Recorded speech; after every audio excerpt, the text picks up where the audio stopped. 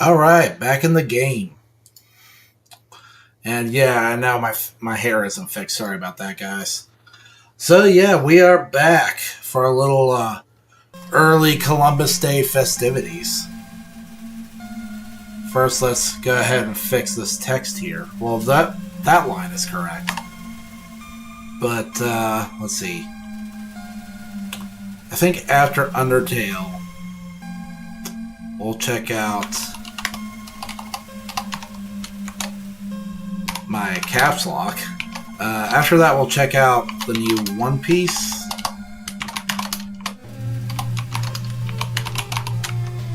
And then, whoops.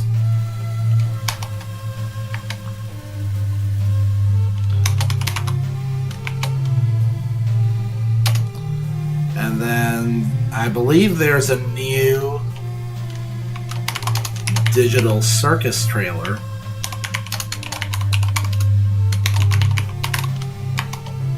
And the thumbnail I saw was very promising, so I'm going to look forward to that.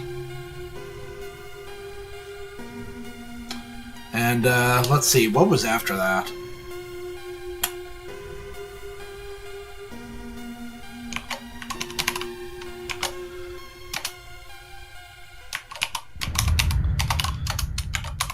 Just a progress report on my fan-made Avatar MTG project, I guess. Bam.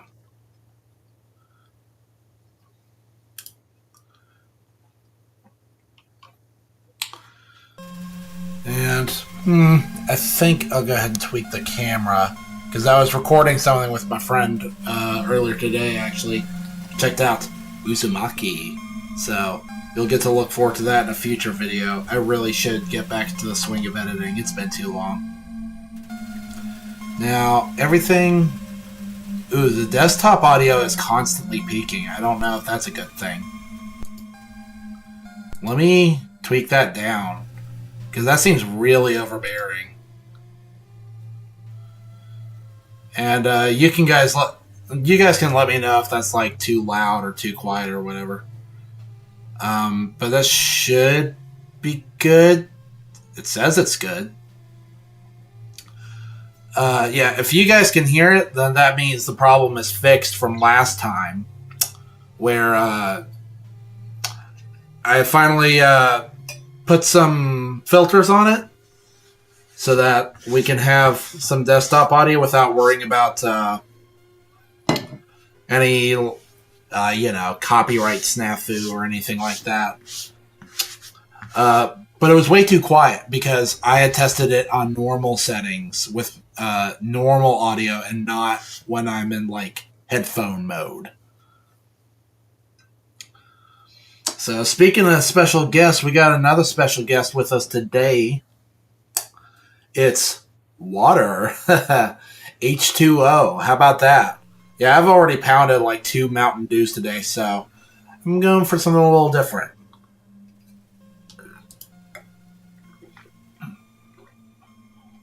A little more hydrating. Hello, Samantha Saints. What's shaking?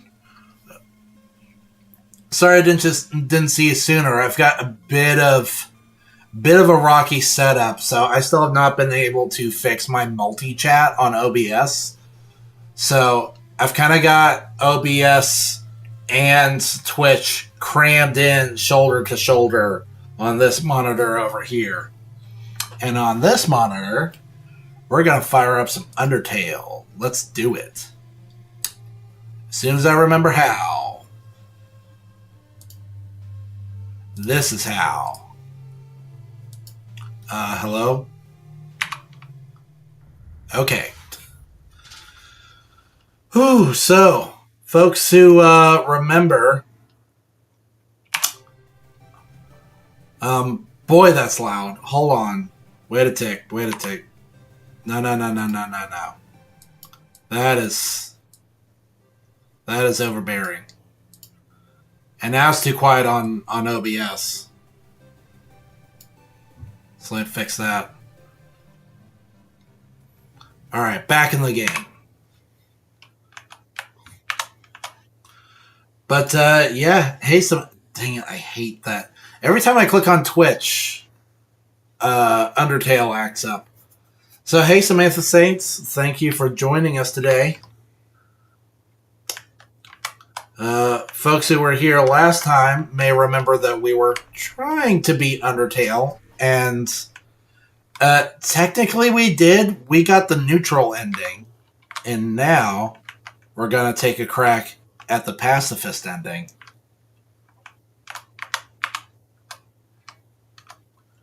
And for anyone who doesn't know, this is not my first time playing this game. This is actually, I think, like my third time. And I'm the kind of guy who just doesn't get tired of a classic, really. Almost every game that I own, I've played many, many, many times. Because you just can't keep a good game down, you know?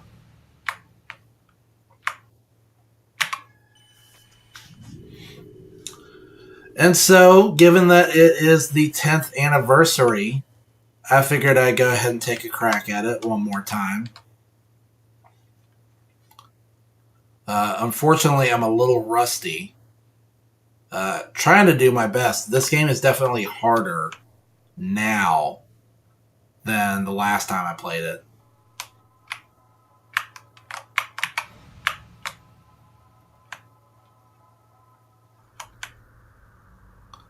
Here we go. Thank you very much.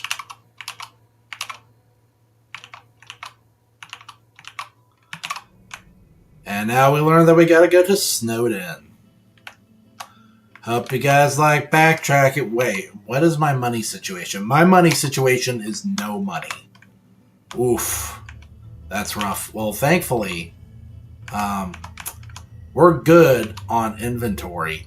Although, let's do this, right? Let's put Snowman Piece at the bottom so we don't use it by accident this time. Because that was really embarrassing before. And, what else? Let's just take a moment to take inventory of our situation. Not pun intended. We've still got, I believe, our equipment is pretty good. Once again, I forgot that our character's name is Cheeks.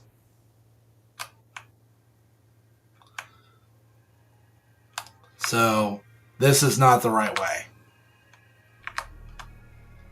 Maybe, yes.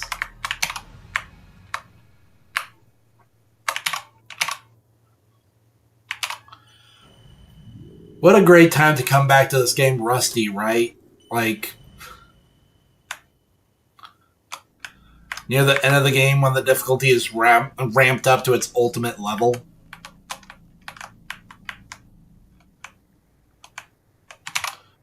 Dog boat.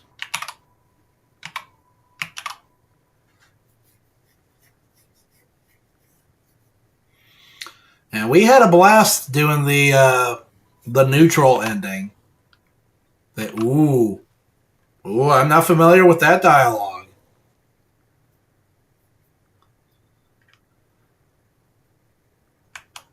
So does the ferryman / ferrywoman know that we're near the end of the game?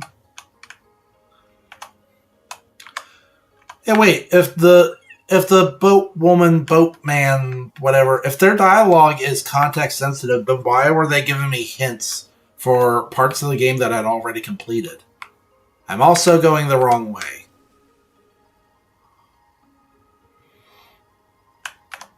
Bam. I also realized that I forgot to get the secret key or code or whatever from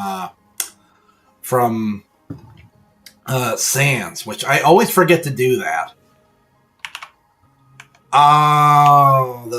Well, thankfully, I can just reach my box anytime.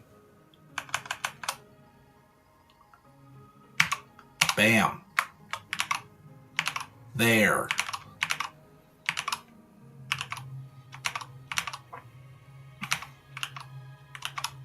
You got the Undyne's letter. I'm not sure if I've ever noticed that before.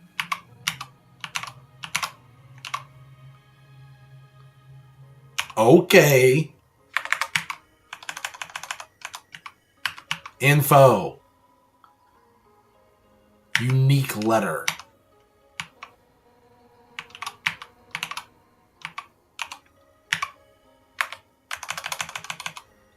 Oh, I hate that, by the way. If you are at the top of the menu and you go up, or if you're at the bottom of the menu and you go down, it doesn't loop. Use.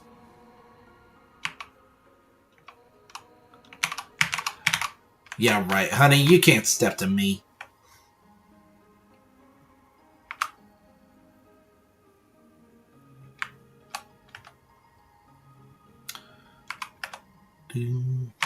So good to come back to this soundtrack, which I have on my phone.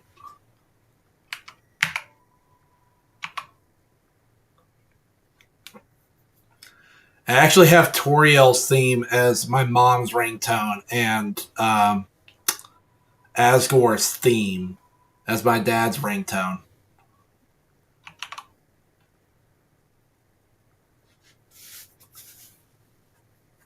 So, that was some very normal dialogue. No clever hints about other content.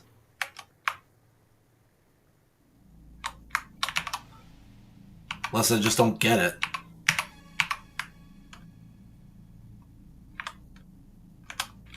Uh-oh.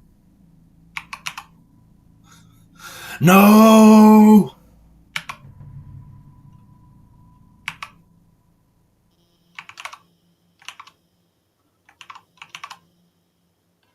Oh my gosh, I don't know how I forgot about this part.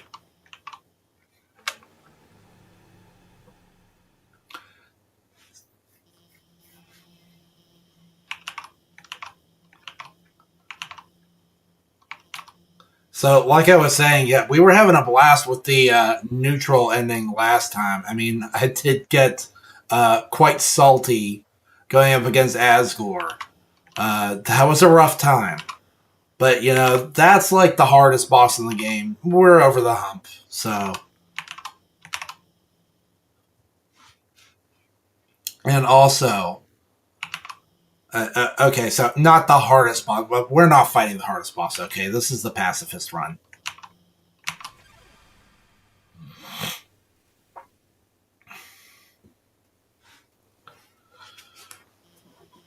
Ooh, my legs are still kind of stiff from my little recording session with my best friend.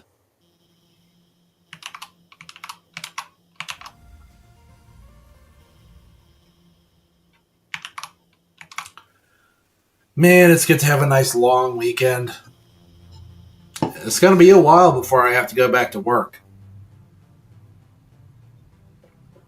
You know, I work in education, so we've got a teacher workday, so it's actually a 4-day weekend. Can't believe we're already like halfway through it, though. Still, not long enough. Man. I feel like I never have enough time, you know?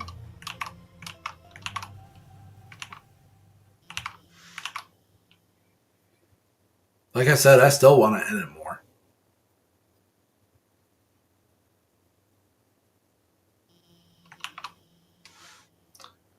Hell yeah, I like anime.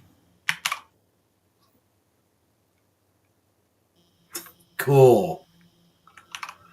Great, very stimulating conversation.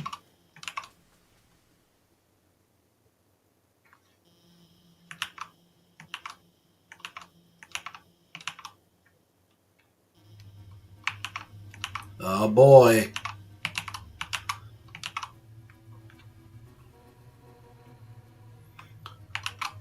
This version of Undyne is cool. She's got the white eye patch. She looks like a Yakuza character.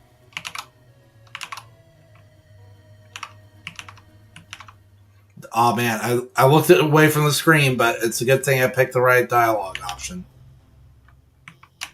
Well, I don't think there's a wrong dialogue option there, but whatever.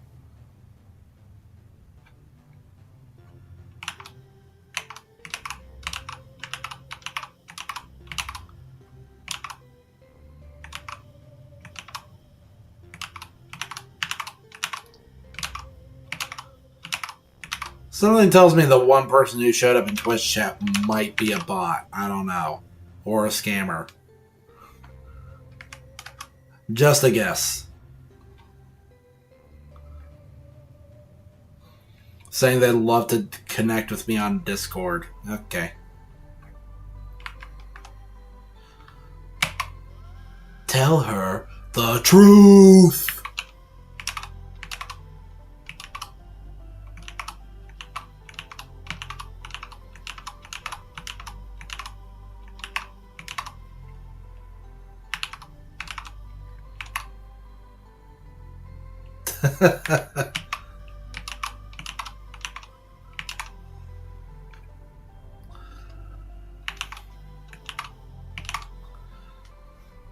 Honestly, if this was real life, I don't know.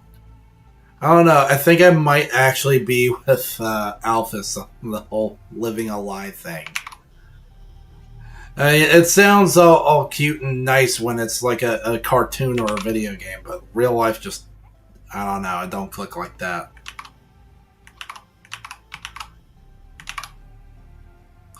People, they can't always handle the truth.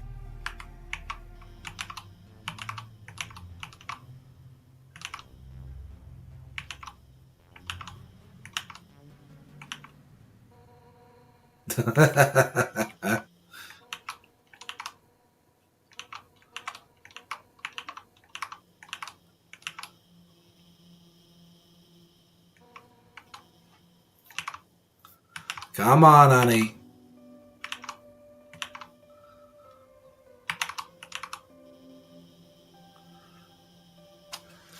Here we go.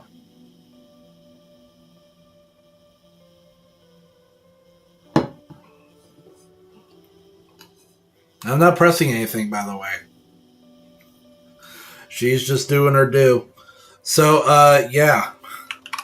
Just before this, I was hanging out with my best friend Jaren, and we checked out Uzumaki together. He hadn't seen it before.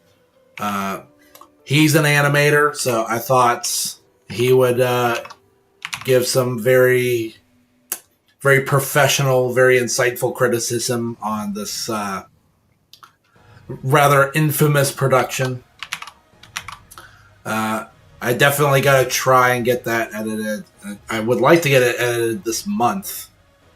But, I mean, you know me, I struggle with that. I've still got a Father's Day video I need to edit.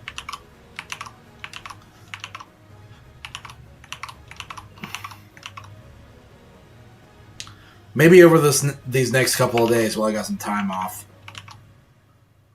Or next weekend. I actually already know that One Piece is on break next weekend. So the way things work around here is when One Piece is on break, we're on break. So that'll also give me some time to myself.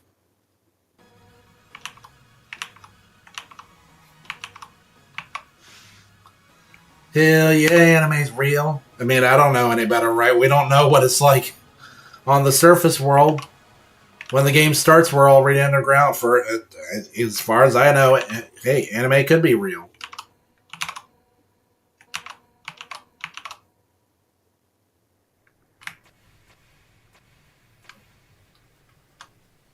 All right. Final dungeon time.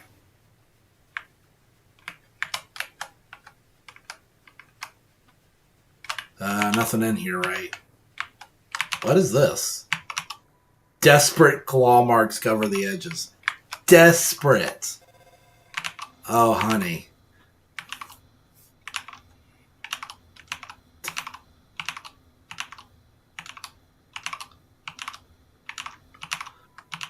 Okay, that's ominous.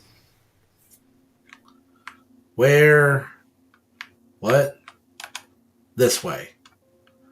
Ooh, is the fairy woman gonna be there? Fairy man, whatever. Yes.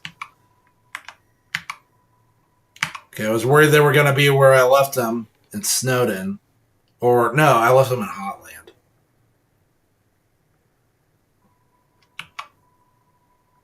You already said that.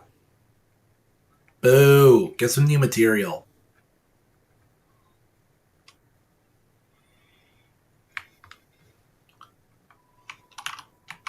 You know, I checked in on one of Roomba's streams. He's currently streaming Hades 2. And you know what? Let's go ahead. Nah. How's our inventory? We're, whoop. Yes.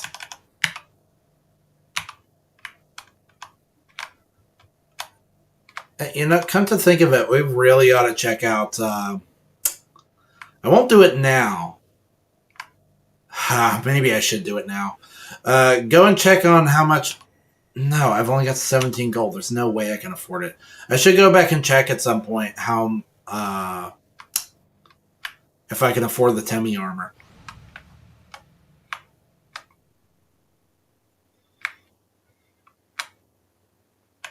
Wait a second, I didn't even read the note.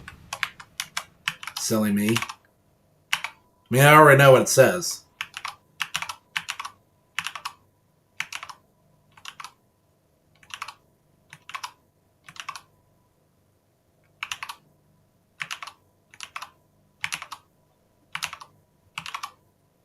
Dang, that's heavy.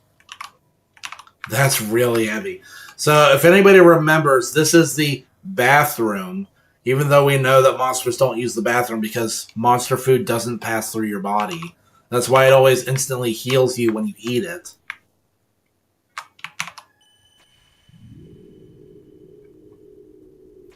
Man, isn't our character just so handsome? I love their asymmetrical leg width.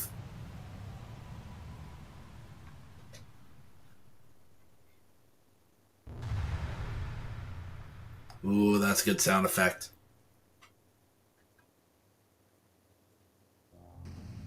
Are we going to find Akira down here? Maybe.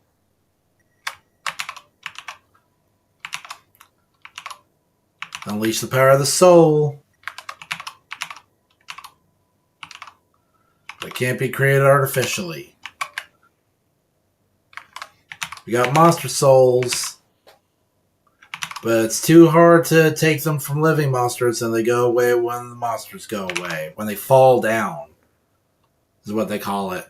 Which is kind of like a strange... Because there's a song called Falling Down, and you fall down. There's some sort of like falling down motif. So... to harvest monster souls, they're gonna do experiments on determination, which is actually a tangible factor in this game. Elevator lost power, center door. Power room, and this is kind of a point of no return. Let's go ahead and save anyway. You don't even get a message saying that, you know, you're filled with determination. Ooh, chips for 25G. Jeez. We are poor.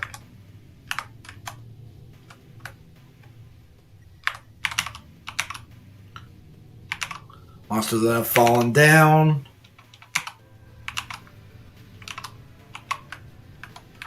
That's weird. That's like Final Fantasy IX. When the black mages stop, they talk about people who have stopped moving.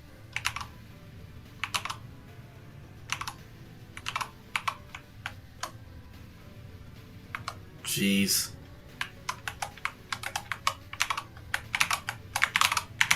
Third time's the charm.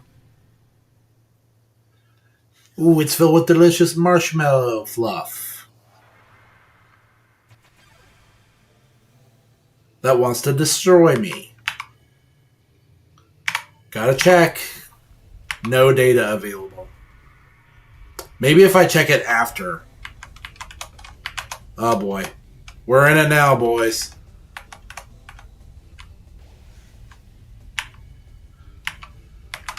Sell.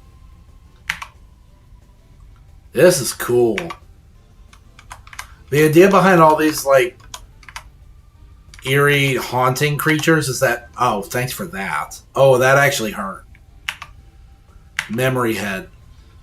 These are all supposed to be based on monsters that you've seen elsewhere. But these, I don't know what they're supposed to be based on. They look like weird brains with faces on them. Oh, I forgot to check what the message said. I didn't actually read it. Okay, one more time. Check. Memory head. It just says memory head. Wow. I didn't skip that dialogue. Ow. Oh, that's embarrassing. Whoa. Whoa. Oh. Okay. Alright. This is... Ooh. Spare. No money. Oh, man. Yeah, I don't know why ghosts would have money, but jeez.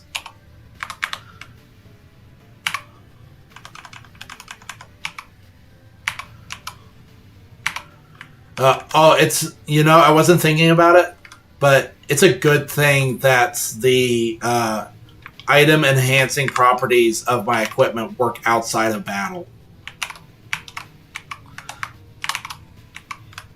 That's always bothered me in games. Like in Final Fantasy specifically, you can use blue magic to heal, but only in battle. That doesn't make any sense to me. Why would you not be able to use it outside of battle?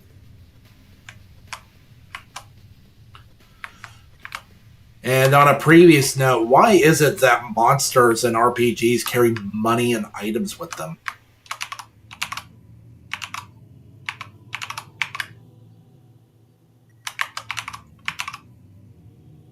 Ooh.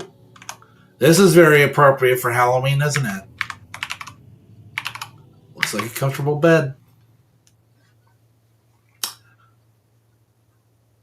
So what is determination? She says she's injecting things with it, but like it's like material? What is it? Is it liquid? Is it squishy? What does this determination smell like?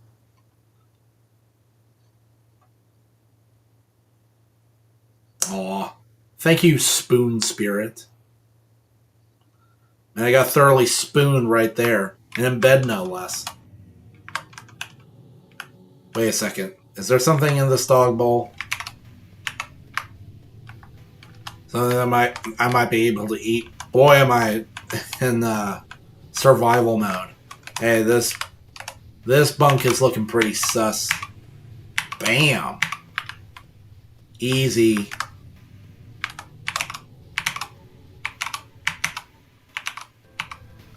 Nice. Clock. Broken. Fake plant. How's my health, by the way? Good enough. Okay, which way is which? I'm gonna go this way. Ooh. Flowers. Hint, hint. A vessel. A monster cannot absorb the souls of other monsters. Humans can absorb other humans. So that's neither human nor monster, like a plant. Like a golden flower. The seeds just stick to you and won't let go. So it's almost like that little story we got about Asriel going to the surface world. Is why there are golden flowers here in the underground, because he went to the garden and brought the seeds with him. I freaking hate sticky seeds, by the way. They drive me nuts. They get stuck to my sandals all the dang time. Check. Oh, that's good. Oh, we're about to get cooked. Wait, why am I not... Oh, right. I forget that save points restore your health. I freaking love that. That's one of my favorite things about Final Fantasy X. That was like the first game I played that did that. Let's see. Pick on. It seemed effective. We may have a difference of opinion on that. Oh, did you see that? Ninja move right there. Pro gamer. Mystify. You did something mysterious. It has more to learn from this world. Kama has more to learn from this world. Oh, that's a cool move. Oh boy. Oh boy. Oh boy. Oh boy. That wasn't so bad. Pray. Kneel and pray for safety. Reaper Bird seems to remember something. I think you always have to act 3 times. It doesn't even matter what you do or in what order. These are really cool. Oh, I almost got nailed. But I'm the only one doing the nailing. Still 0 gold. Ah, oh, golly. So if you come down here with no money, you just got to survive on what you got. This is literally survival horror. Cold.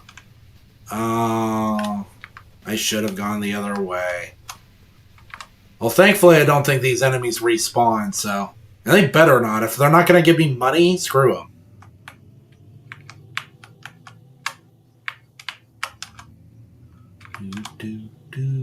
This track is really good. What I was saying before about leitmotifs, this is like a heavily corrupted, creepy version of Alphys's theme. Mettaton.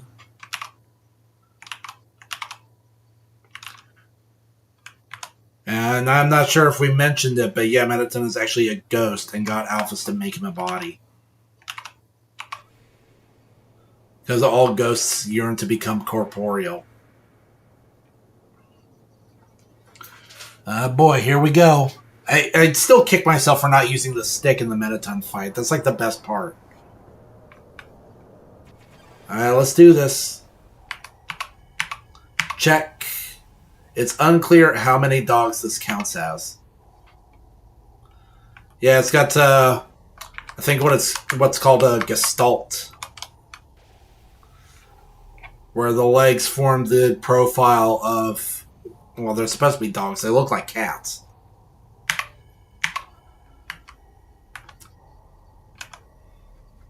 Okay, beckon.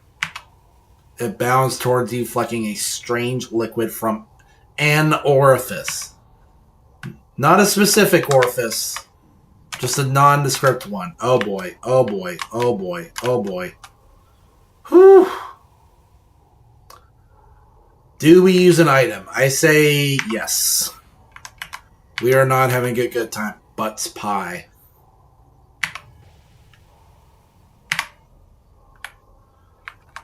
Okay, can we do better this time? Oh, I don't know how I didn't get hit by that one. Okay, we're doing better. We're doing better. Hovering close, looking for... Yeah. Pet. Convulses rapidly. Suddenly it shoots away and crawls wildly on the walls.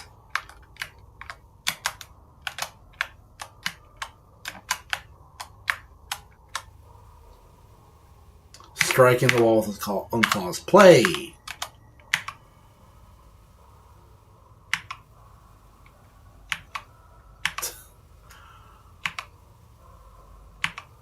It leans its dripping amorphous body on you. Uh-oh. Oh, we were so close. Oh, we almost got nailed the second time. Twitching affectionately. Oh, boy.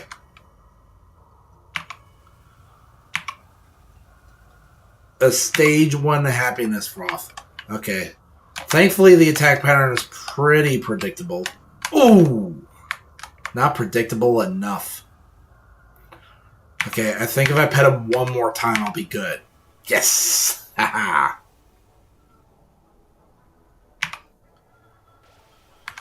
Ooh, boy.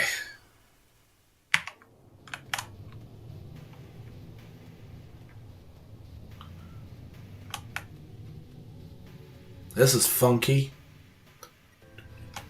Do we read this? No.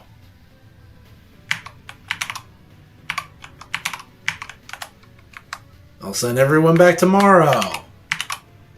But then who was phone?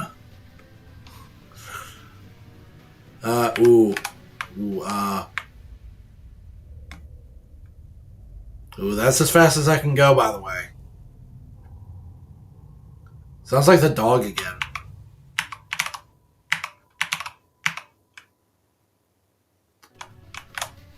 My disregard for privacy has rewarded me. Oh boy, time for this one. Heal. Should I go back and... Instead of using an item, I should just go back to the other save point, because I know that one is a fake. That's how they get you. Here.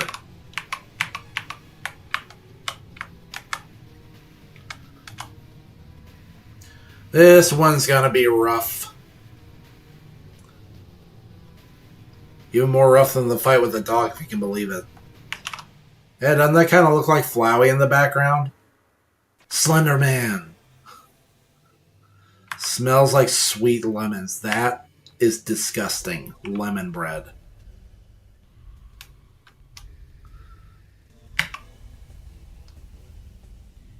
You called for help, but nobody came.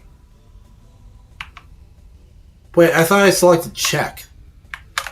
Oh. Ooh. Oh. Call. You can't check. Oh my gosh, you guys. We found the first enemy we're not allowed to check. That's crazy. Unhug. Ooh. His teeth shake. That feels so cheap. This is tough. Hum. Lemon bread's body shakes. Okay, what is the... Oh. Oh. Oh, come on. Alright, time to munch. I didn't say anything. Oh, well, this is easy. Oh. Oh. Oh. Hey. Okay, call, unhug, hum. Cry? You cried as loud as you could, but nobody came. Oh, dude, what the... That attack's not so bad.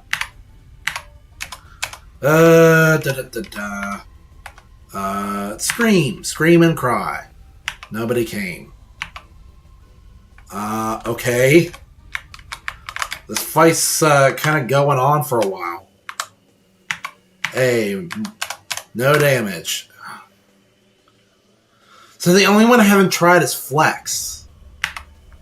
You flexed your arm. Lemon bread seems to run. Thank you. It's about time. Whoops. That was a bit of user. No, no, no.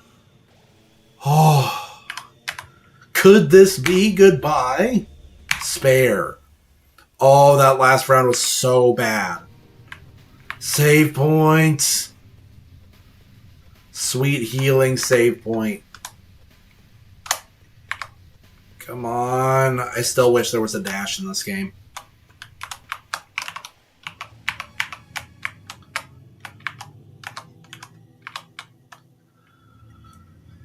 Oh boy. I didn't accidentally eat that snowman piece, did I? Okay, we're good.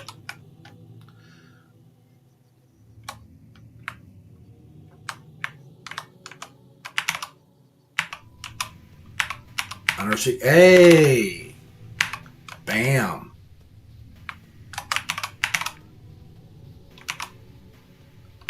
Weird tapes. Ah, the good old days of VHS.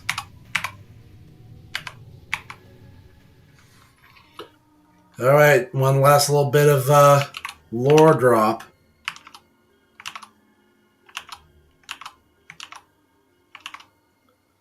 Hey, are beans vegetables?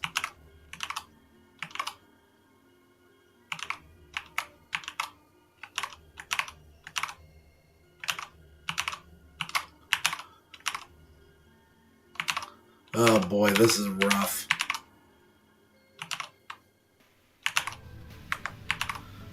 Why did I turn around? Does the game think I don't want to watch these anymore? Up there's Azrael's voice.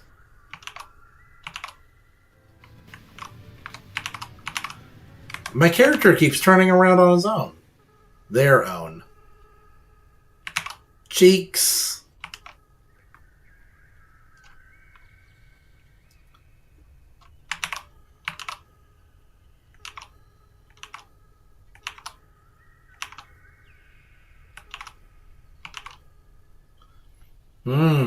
That's kind of creepy. If anything about this seems odd, like if you've got a feeling that something's off, it's because Azrael's the only character that has actually mentioned us by name. Well, him and Asgore one time. In the game over screen. Very suspicious.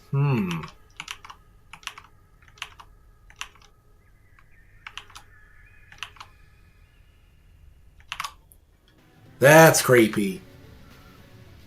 When someone is clearly planning something nefarious, and then it turns out to involve, like, a completely innocuous thing. Never before have flowers been so threatening. Hey, it's the dialogue from the game over screen.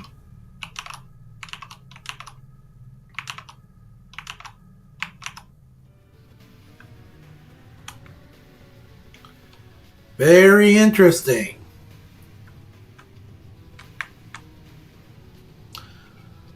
So they're talking to this character named Cheeks, huh? Even though we're supposed to be named Cheeks. But no one ever speaks to us by name, not to our face. And I believe that was the last one, yeah? Okay, yeah. Oh, I didn't mean to press that button. We can just smash through it. Alright, let's bebop on out of here. DT extraction machine. Why does it have to look demonic? Why is that necessary? How do you build this and not think maybe it's a bad thing?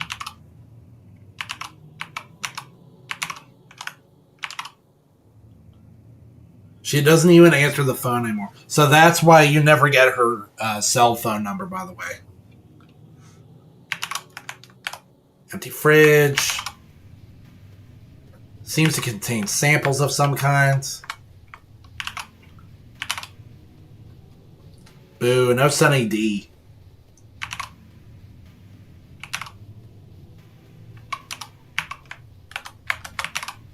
Dude, it's empty. Perfectly ordinary fridge. Nothing sus about it at all.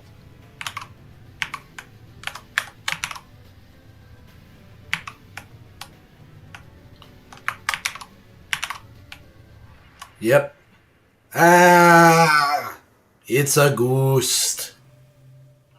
It's so cold. Oh boy, check. Negative. Seems like it's losing itself.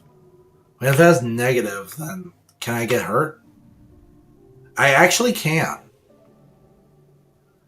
That's odd. Do you think if it had a negative attack value, then its attacks would actually heal me?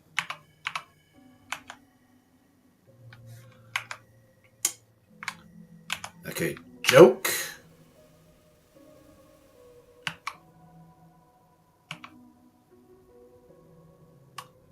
There's basically no way that this thing can beat me.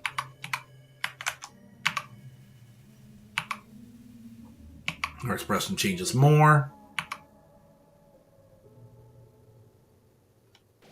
Man, this feels bad. There's something subtle going on about the design, too. Like, for one, it's clearly like a Rorschach test. But they're both smiling faces, but one looks slightly more nefarious than the other. Like it's not laughing, like it's heckling. Dang.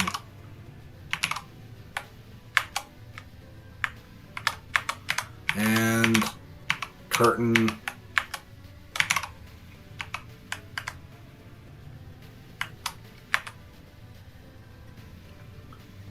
Okay, we gotta check that one more time. Yep, it's empty.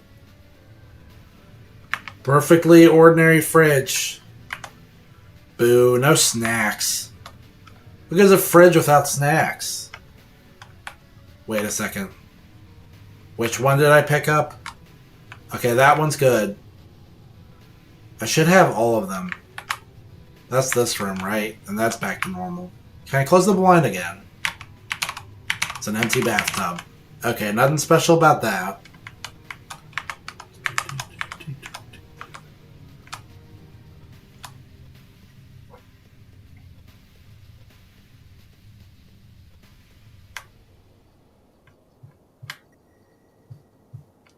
Ooh, that sounds bad.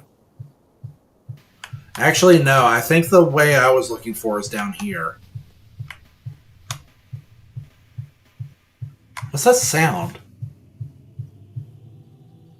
Someone's banging something on the other side of this wall.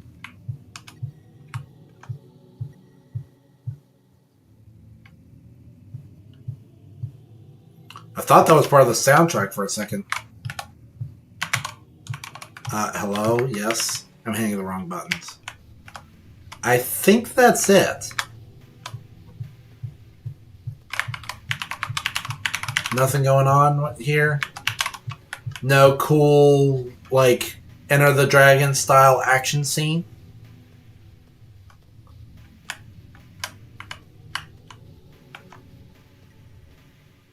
Wait, what? What was that? I heard like a little beep sound. That was weird.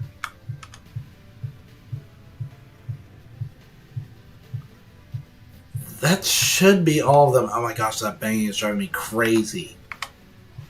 Yeah. Earth, fire, wind, water, heart. Go planet. Another elevator. Who builds an elevator like this?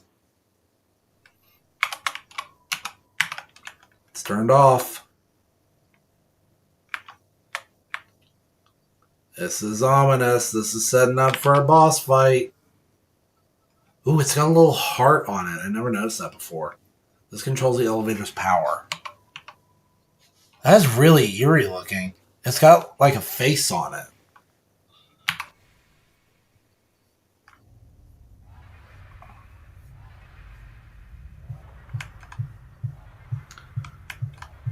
Oh boy. More marshmallow fluff. Predatory marshmallow fluff.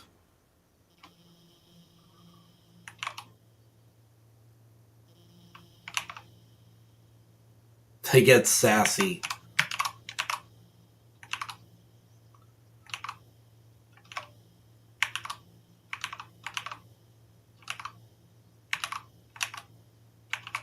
Mmm.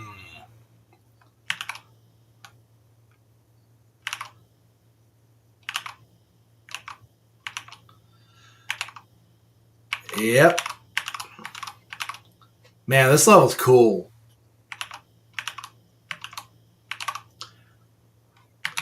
Gee, Alphys, how come Asgore lets you have 2 dungeons?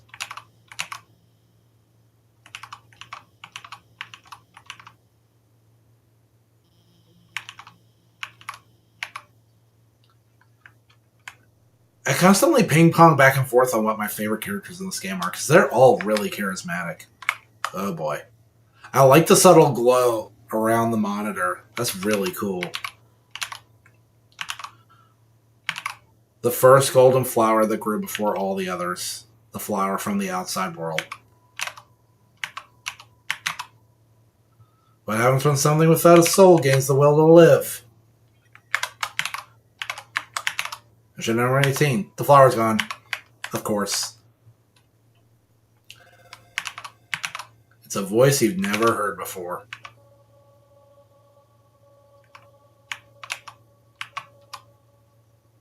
Ooh, that's always... I'm a sucker for that trope when it turns out that everything you've been doing is part of some grand plan. If it's done well. I guess that goes without saying, but like... when it's done well, I'm a sucker for that. Hoodogie.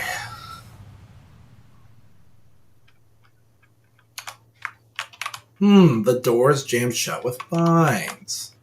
How suspicious. The vines are even going through the control panel. Now, what do we know from our previous play sessions? We know that after Azrael was mortally injured and came back to the underground, his soul spread out across the garden. And when you sprinkle a monstrous dust on something, their essence lives on in that thing, not their soul. Soul's different. It's their essence.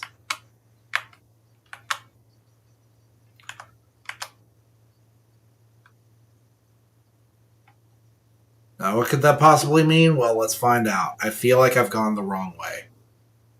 I feel like I've actually taken the long path. At least it doesn't make me listen to the Undertale again. The titular Undertale. Well, it's alright. We get to drink in this haunting scenery. The idea of a capital that's supposedly filled with people, but it's dead silent, is really eerie. There's no save point here. There was a save point here, but it's gone now. Can I examine anything here? No. Okay. There's a Delta rune in the background, by the way. Shows up all over the game if you pay attention. Like, there's another one right there. I think it also appears on the throne. What if I check the coffins now? I don't know, just on a lark. Like, what if there's, like, an extra something?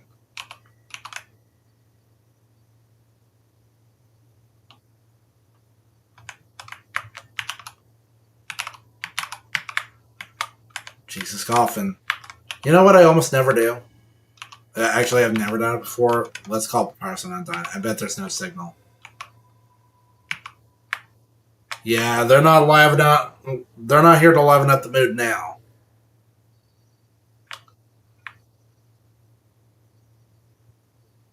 You know, before we actually commit,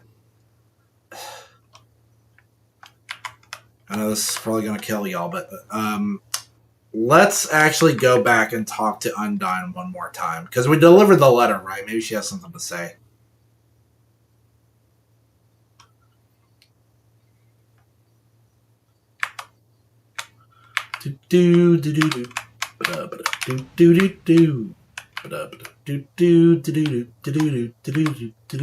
Backtracking. Oh.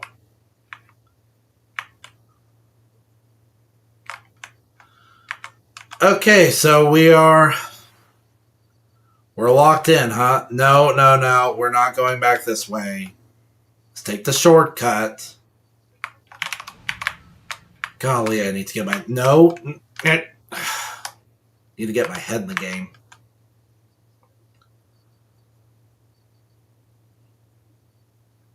Well, alrighty then.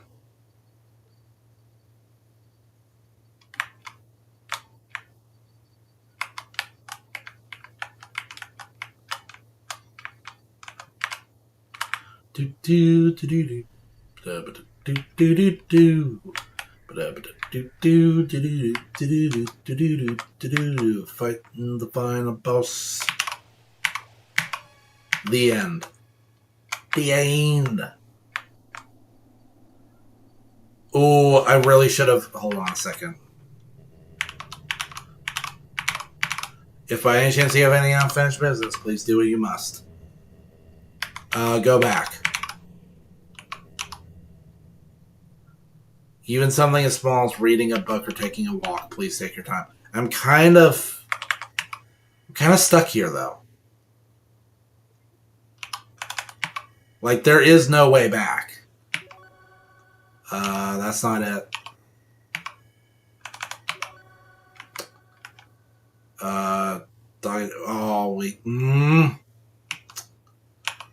And still no money. Yeah, screw it. Let's do this. Oh. special unique dialogue if you immediately run back in.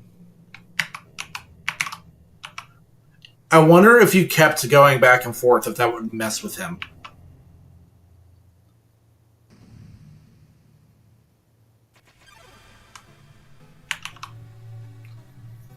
Alrighty then.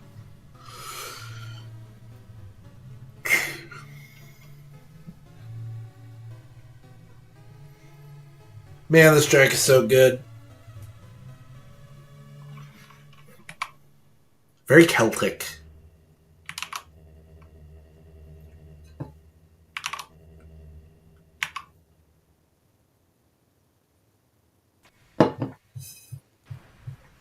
Oh boy.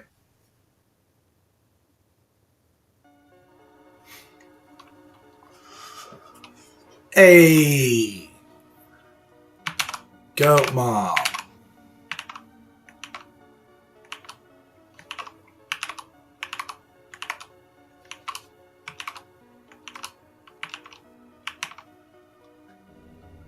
And isn't that funny? The one straight relationship in all the underground is completely dysfunctional.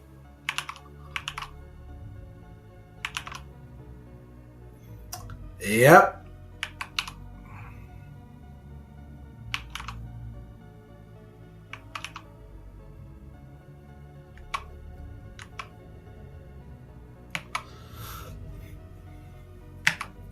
So it's not even...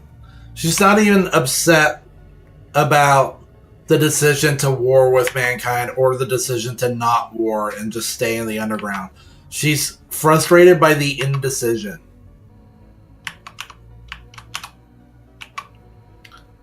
Hesitation is defeat, Asgore. Don't you know that?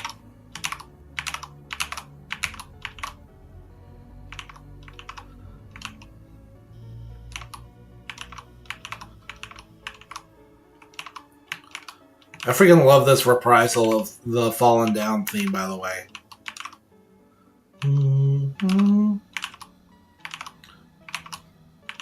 Well, so some of these monsters are actually younger than Asgore and Toriel.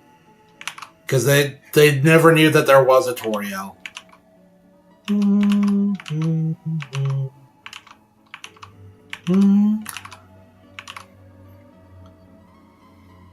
And yep, Toriel was the one who was on the other side of the door making the knock-knock jokes.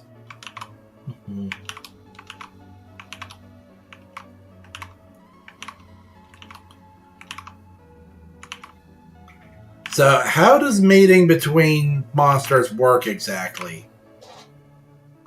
Like, if Sans and Toriel, you know, bone, then do they make like a horrible, terrifying skeletal goat skull creature?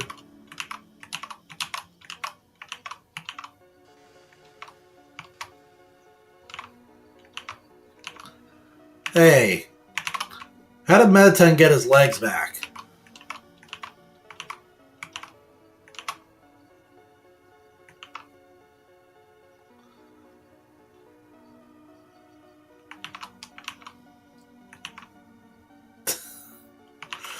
Oh, Sans and his inexplicable shortcuts.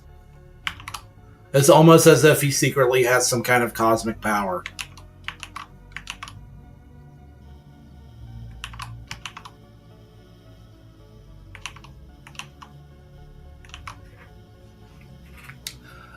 That's why he wasn't answering the phone. It was because he was busy. Yeah, he was calling everybody. Yep, Alphys knows.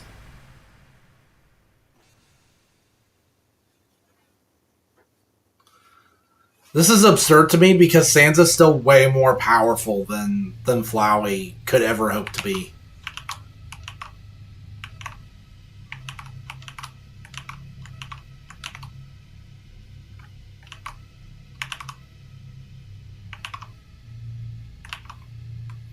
You know who... I was talking about how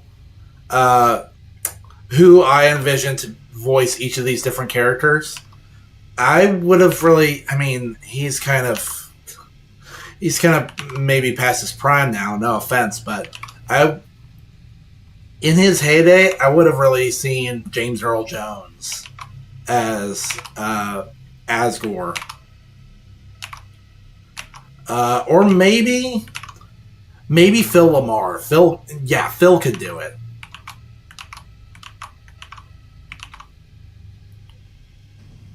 Oh boy, can I move at all? Nope.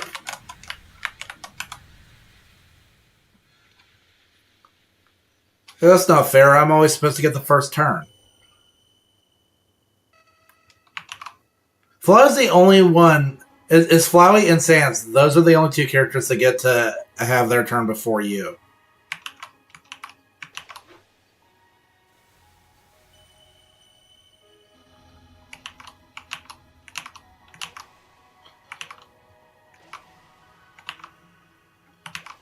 Oh, we're healing.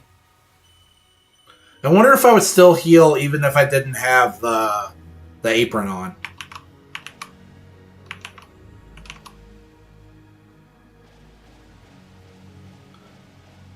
I guess these all count as turns.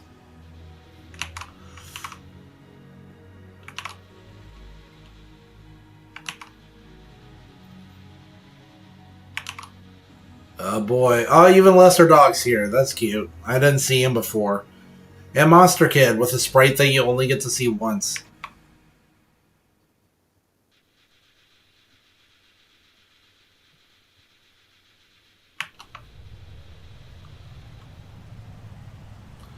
Oh golly.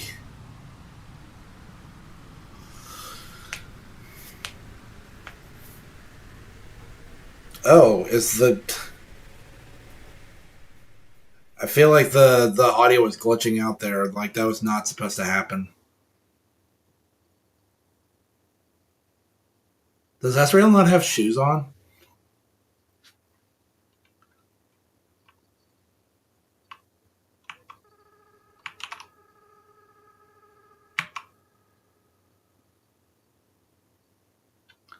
Yep. It's me. I was the turkey all along. I was the flower all along.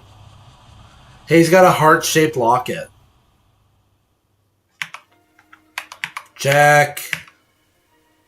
Man, this music is epic. Legendary being made out of every soul in the underground. Man, oh, come on.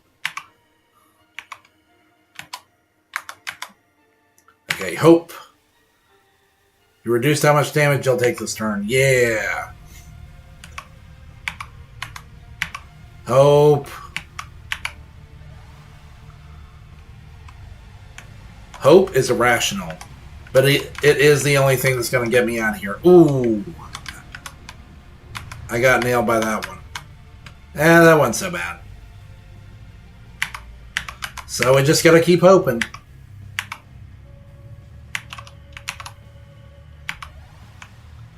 What do we got this time?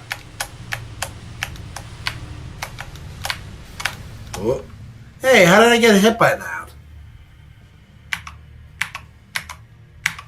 Whatever. This guy's toast.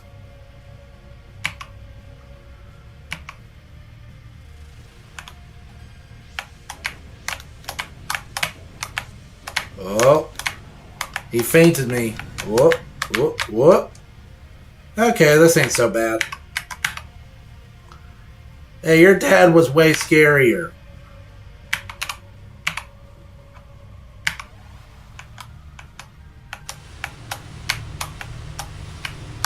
Oh. Okay, I may have messed that one up.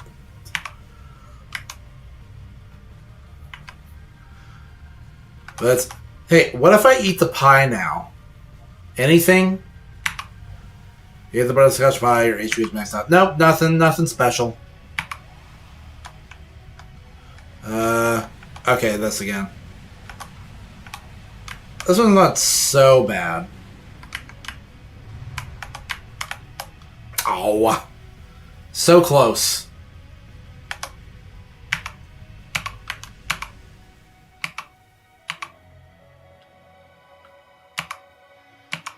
We're doing good, though.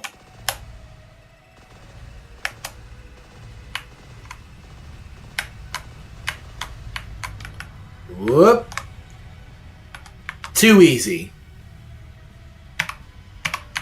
Chow Saber.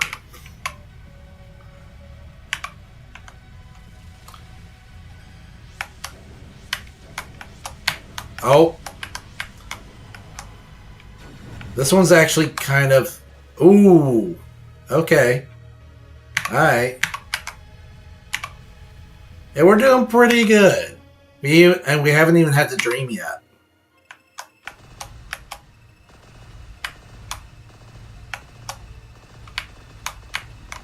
Oops. Alright, I scuffed that one. But we're still in the game. Oh boy. Hope?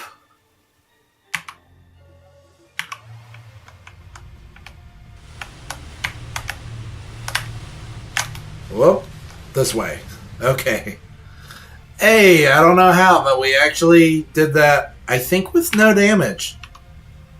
Galactica Blazing. So just like his dad, Asriel is bad at names. Asgore comes up with really stupid, simple, boring names, and Asriel comes up with these ridiculous try-hard names. Damage reduced. I didn't even see which one it is.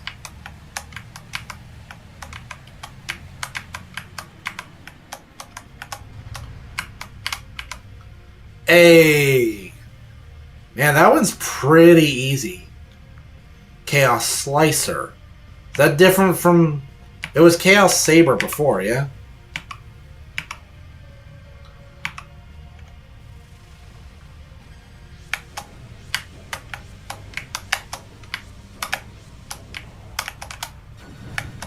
Nope, it's the same. Chaos Blaster.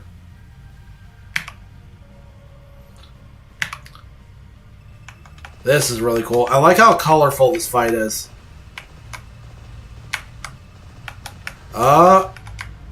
Fakes you out. That is tough.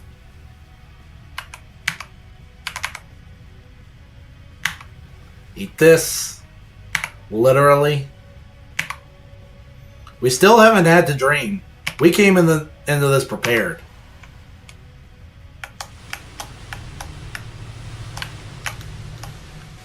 Jeez, that's tough. Okay. Well, we made it.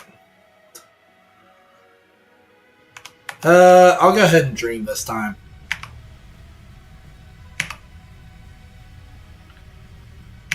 There, that'll help. And this is basically unavoidable. Does this actually hurt? Another thing in the middle hurts.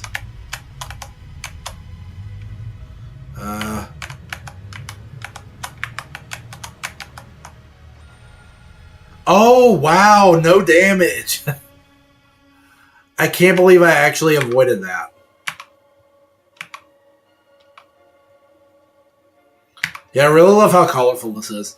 I like the precedent that the game sets, that combat is super not colorful, and then it breaks its own rules to let you know that, like, it's serious now. Adriel, I also can't check this guy. Notice how he's kind of shaped like the Delta Rune? Well, alrighty then. Can't move your body. Urahaha. Who laughs like that? Ooh, we're getting pretty dinged up now.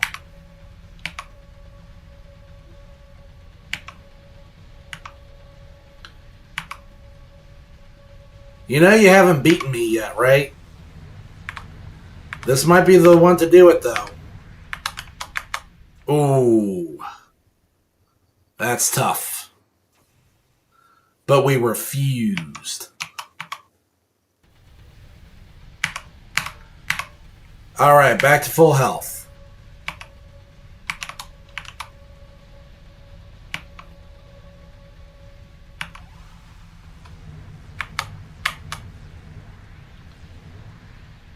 So the same way that other characters forget everything when we reload our save file, he's trying to do the same thing to us. I didn't think about that before. Yeah, I'm doing pretty okay, all things considered. I narrowly avoided getting hit by that one.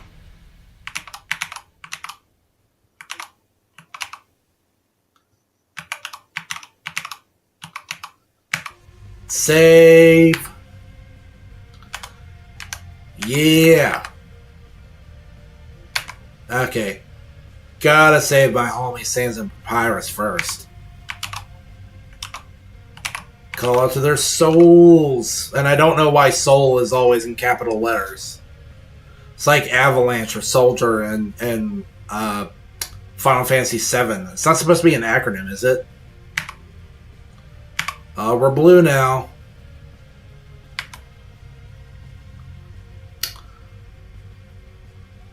Puzzle.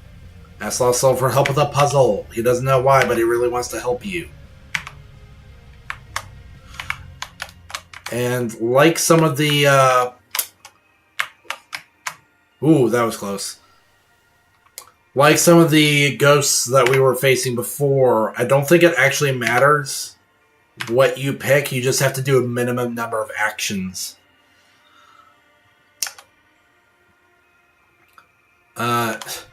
Judgment.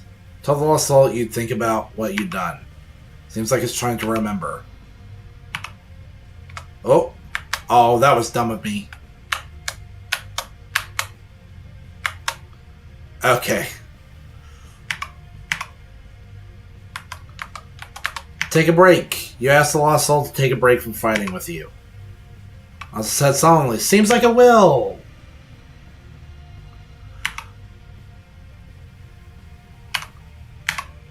Alright. Undyne. I guess I'll just do them in order, right? While I rock out to this awesome music.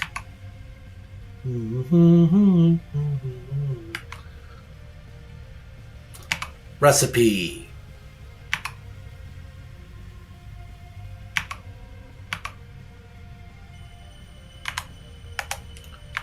We got this. Smile.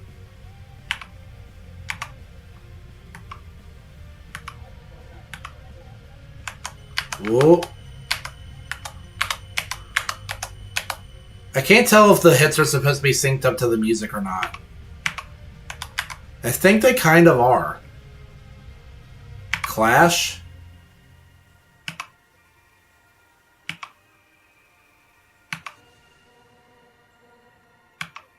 Alright.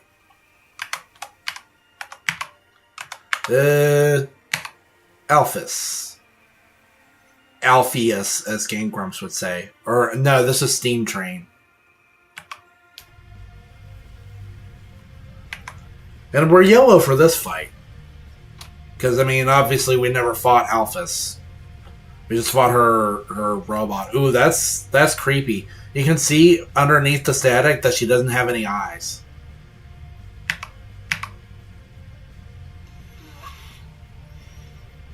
Let's see. Call. Call her on her cell phone. Okay, so I believe, yes, Z. Oh, come on. Oh, those don't actually hurt you if they touch you. That's not so bad. Nerd out. As for what her favorite cartoon is, she can barely hold back from giving you an enormous answer. Okay. Easy. Encourage. I wonder what happens if you pick the same option twice.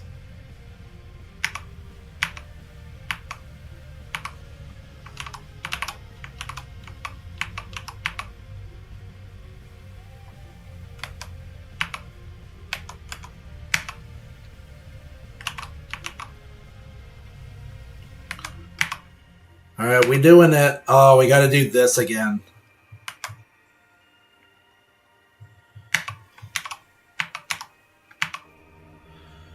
Oh boy. Oh. Jeez. Okay, this isn't too... Oh. Oh, it actually doesn't hurt that bad. Stare? No, hug. Hug the goat dad.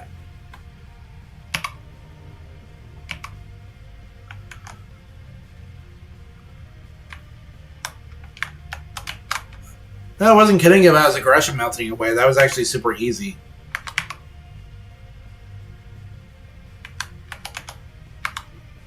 Talk. You have to go if you're going to free everyone. Ooh, this is a little extra tough. We gotta act 4 times. Hug.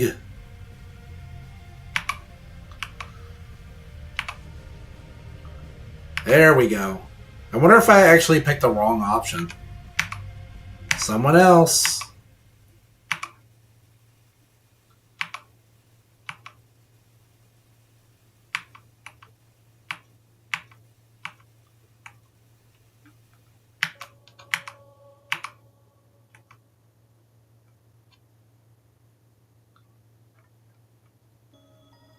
Yeah, let's do this.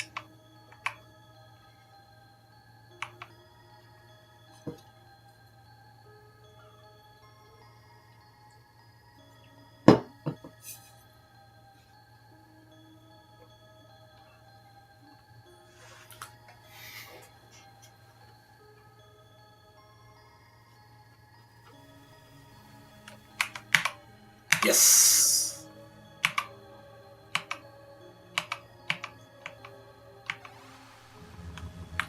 Oh, golly. Oh, gosh and golly gee. I wonder if there is a way to avoid this.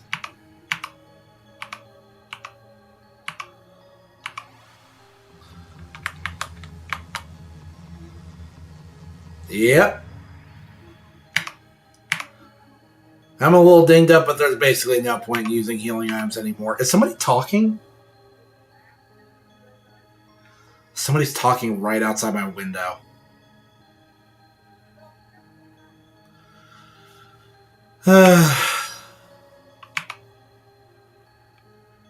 Yeah, it's done. It's done.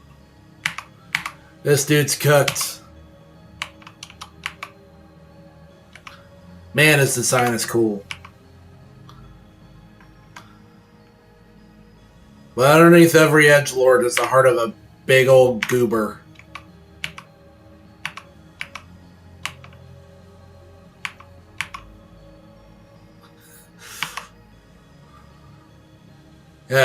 Hearing the boss say, "I care about you, cheeks," is kind of taking a little bit of the dramatic weight out of it.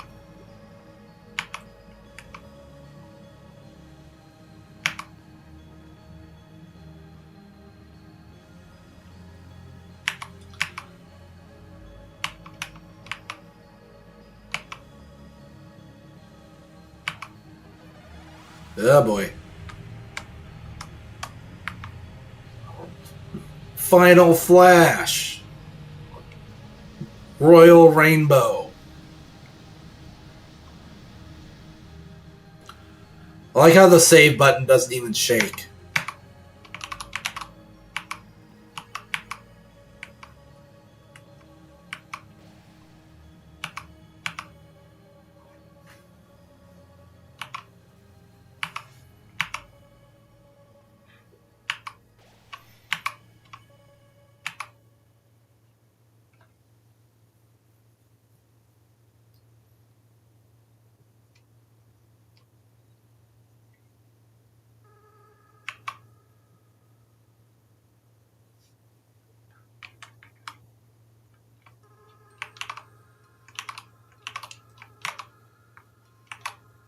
Yep, in case you didn't figure it out by now, we're not actually cheeks.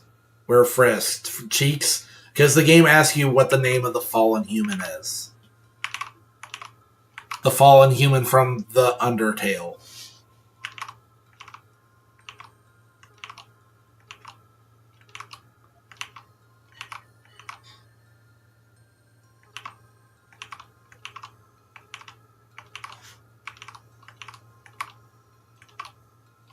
Man, this is rough. Forgive. Thank goodness forgive is the default option. I would hate to accidentally pick do not.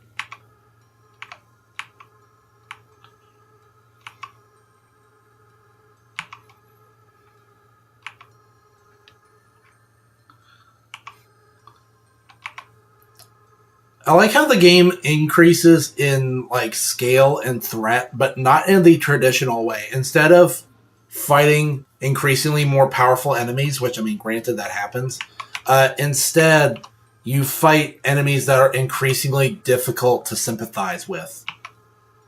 So it started with like a goat monster that was, you know, still pretty cute, but maybe a little scary. And then it was like skeletons, which are almost as cold and inhuman and as uncanny as you can get. Then it's like a cold, remorseless knight in eerie black armor. Then it's a straight up robot. Then it's a monster who has actually taken human lives before. And then it ends with a creature that is literally like quantifiably without a soul. And you still find a way to reach out to each and every one of them. That's really great.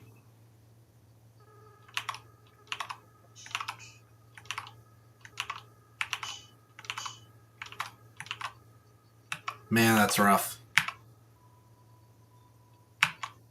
Crowning moment of heartwarming. Let's go. Yeah, so that just this moment right here was my wallpaper for a while.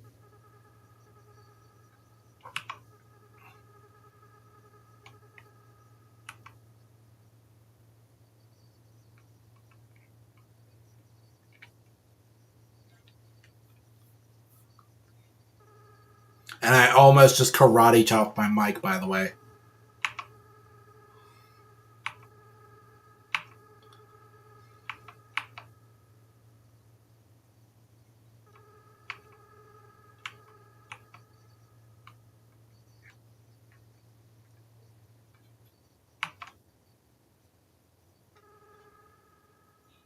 Man, what a cute character design.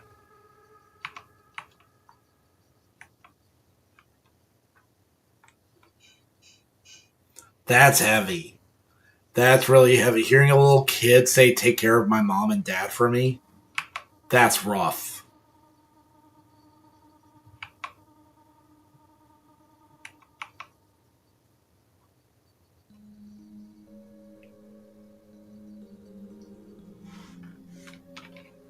Bam. That's how I wake up. I just, like, immediately jolt upright.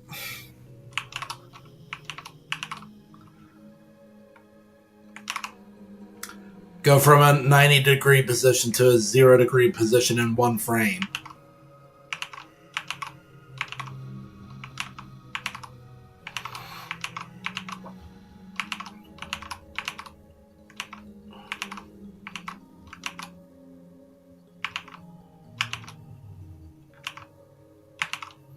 They don't remember. That's so sad. That they never actually get to see their son.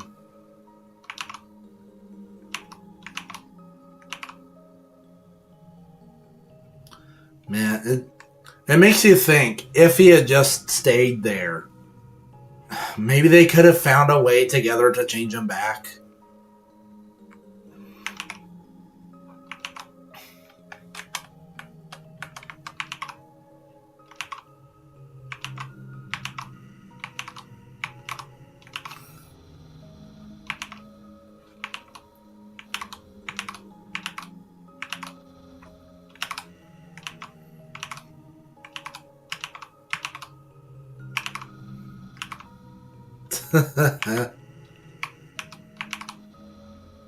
But he's a skeleton, man. He's always smiling. You know we gotta get all the cool bonus dialogue.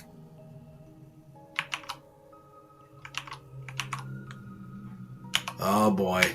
Sell Toriel's phone. You noticed you received a text from Toriel. Dear Frisk, Sans and Alphys are teaching me how to text. I am learning so much.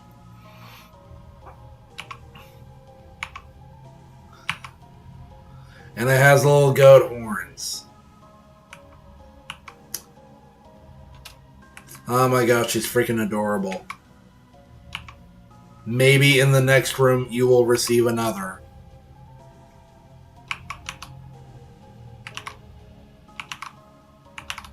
Yep. Oh boy, I don't remember this text. Did I tell you about the time Frisk flirted with me and then asked to call me mom?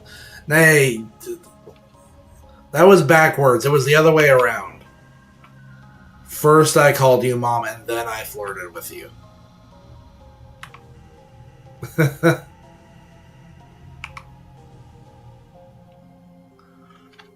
Hey man, I'm proud. I wave my freak flag high.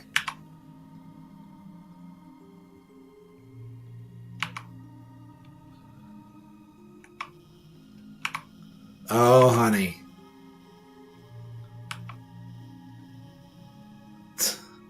I didn't even have to say it, did I? Toby, he knew. He knew that people were going to be thirsting for the goat milk.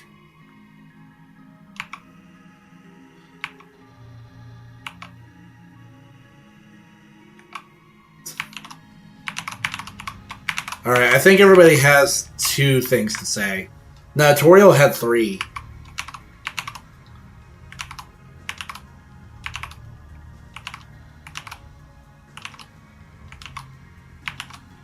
Truly, this is the worst possible ending.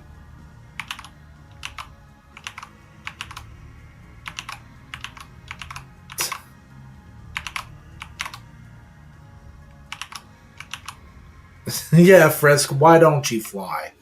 But we haven't unlocked the airship yet.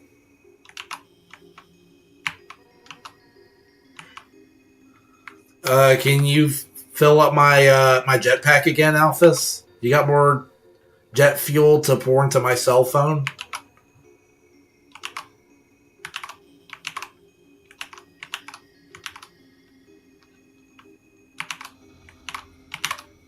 Yeah.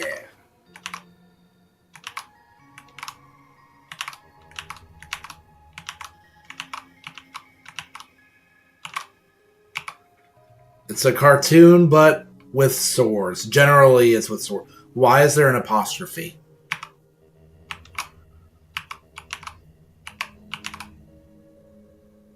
Where can I see the anime? Don't worry, Asgore. Anime is easy to find. It's all the same place. Because of the massive, devastating, crippling monopoly. Hey TTV, what's shaking? We were just beating Undertale. We just beat the final boss, and now it's time for some bonus dialogue from all our favorite characters. If you've played this game before, what is your favorite character?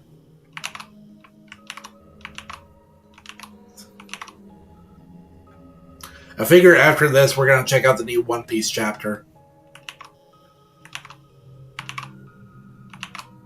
Anything else?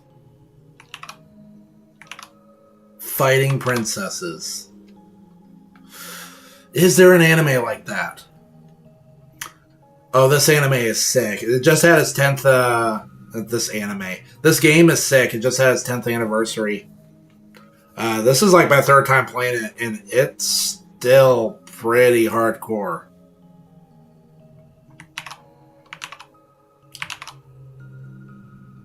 Naps to Blook. Tell them I said hi too.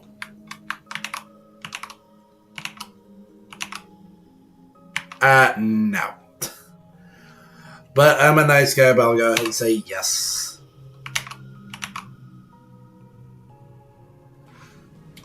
I don't like how my camera is kind of covering up the text, but I'm afraid that...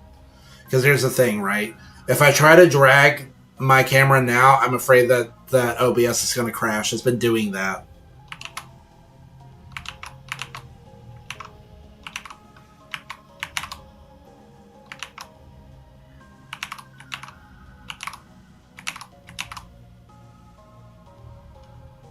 Finally excited to use it. Honey, these days, I don't know.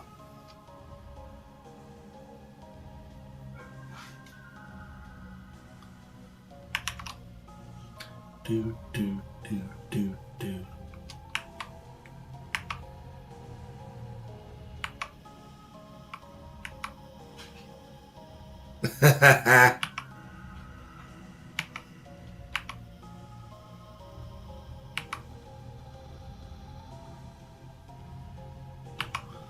Yeah, I don't think I actually knew that either.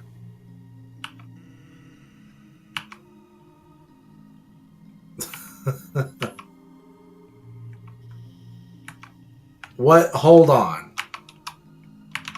No, no, no. We're not going to pretend like you didn't just say that. Sartorial can get R-rated. Sorry about almost trying to take your soul. Oh, boy.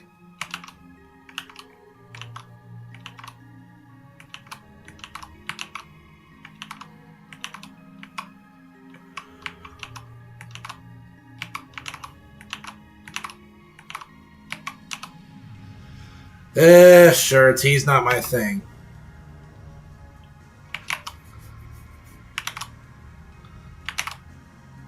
Why don't we just have iced tea?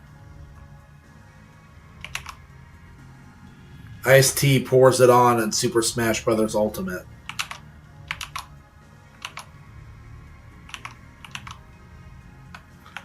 Alright. You know what time it is now. Time to go all the way back to the beginning of the game. But you can still hear the birds chirping. I should try and use my cell phone now.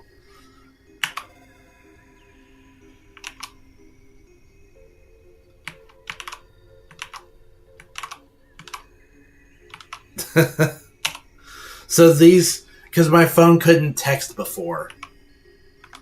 I wonder if I had checked it earlier, if I would actually see texts from her. How long have I been streaming? I want to say like a year and a half, actually. It has been, oh boy, it has been quite the learning process, and more than a little tough. It's tough to stream and also edit videos. Like, I only have one video on my channel. I really wanted more. The other thing is gaming has been really tough. Like, this has worked out fine. If it's something older like Undertale or Bloons TD6 or Psychonauts, I played Psychonauts on stream before, then it works fine. But newer stuff, I don't know. I feel like I might need an upgrade. Because I saved up and got a pretty good like graphics card and RAM and all that. Even went out of my way to get like to get the case that I wanted from an old defunct European company. But the motherboard is kind of showing its age, and so it's been really quirky lately. There was really supposed to be more gaming stuff going on this channel, but as it is, I kind of had to just feel out which games I can play and which ones I can't. It's tough. I'd also really like to set up console streaming. I have a capture card, but I just haven't really had the time. Because I don't just do this. I have a day job. I work in education.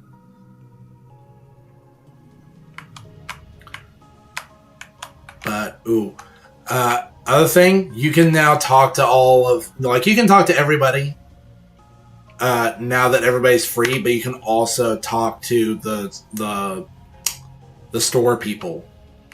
Talk about freedom.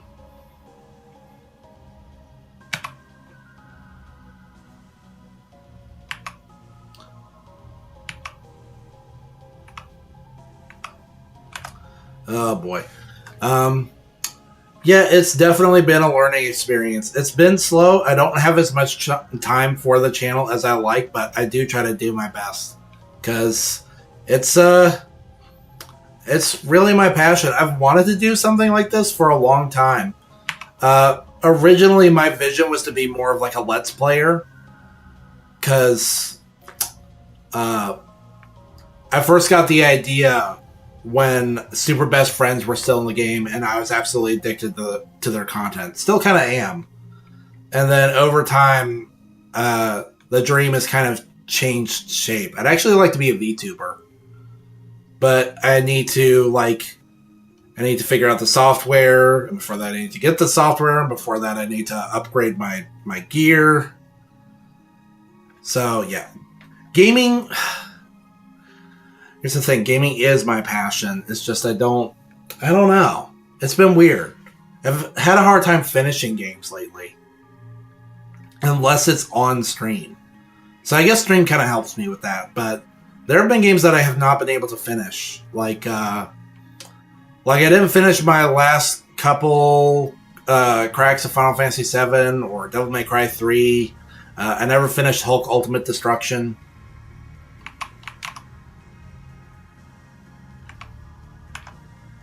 Wait, why is freedom a dialogue option twice?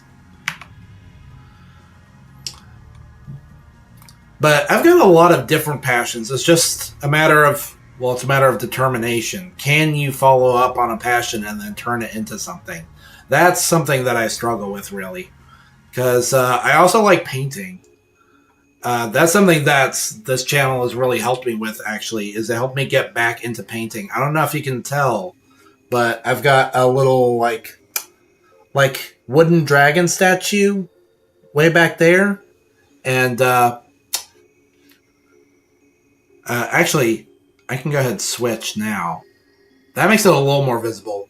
I painted that, and I also painted... Let me tweak this real quick. That you see way up there, that's another wooden dragon sculpture that I got from, like, a local store. I painted that. And those were both streams that I've done previously, if you want to check those out on YouTube. I was a big art student back in the day. I took as many art classes as I could, even if that was kind of my way of slacking off in school. You're an artist too? Cool. What do you do? What's your medium?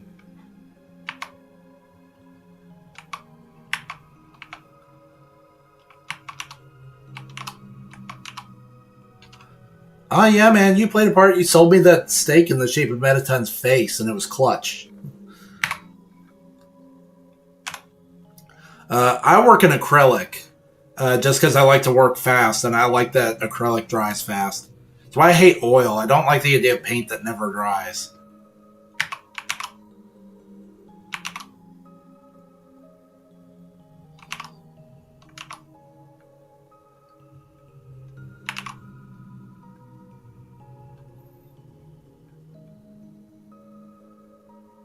Oh, that's cool. Hey, I'm into that too. This whole overlay here, I cooked that up. Although my on-screen chat is not working the way it's supposed to. It's like up in the upper right-hand corner. I need to go into Stream Elements and figure out how to fix that. Like, chat in general is really screwy. Multi-chat in OBS isn't working properly. I need to troubleshoot that. I've got a couple days to myself. We're also not going to be streaming next week because One Piece is on break. So I try to make time for things, but it always seems like something like squeezes its way into my schedule. I don't know. What do you have to say? Now we can live life without reservations. I don't know about that. What does Hellboy have to say? Buddy, life is puzzling. Oh, this guy.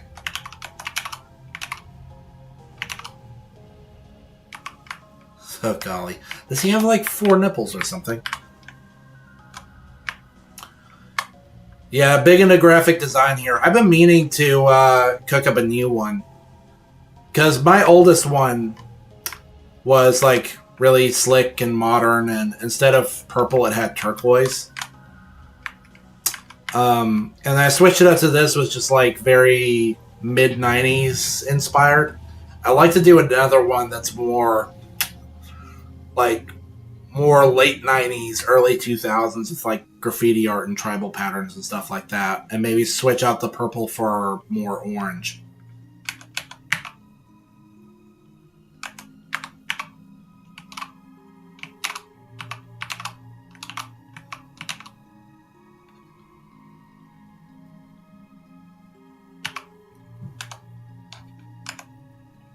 Wait, how old are Cat and Brand? They haven't been around for the entire millennium. Because I don't know how monster aging works.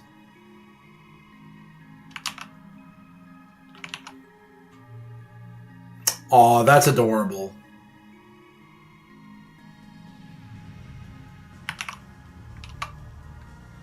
Wait, did I say... I think I skipped over this dialogue option.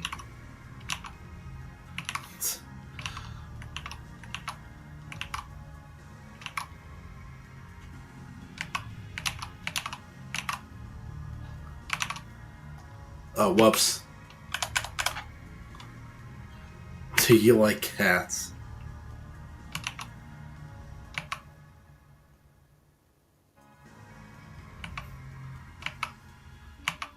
Oh boy.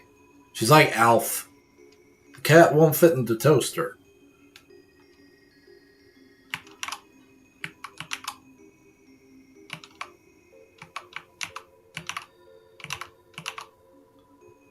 Yeah, what is with the dog? Is the dog a monster? Dogs are just firm cats.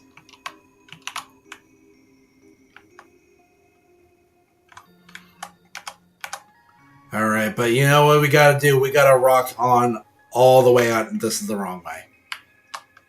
We still got a long walk ahead of us.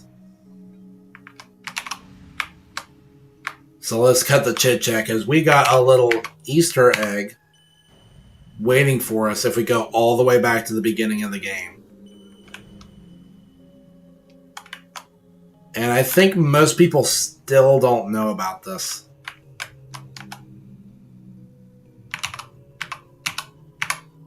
Get in the boats. I know I've made that joke before. It's not even a joke, it's just a reference. Man, it's almost 7 already.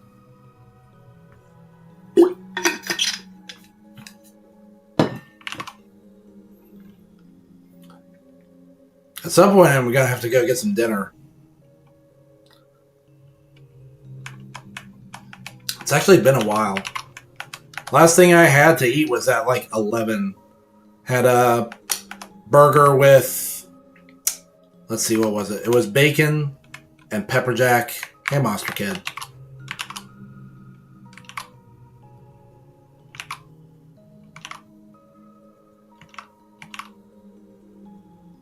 Wait, what?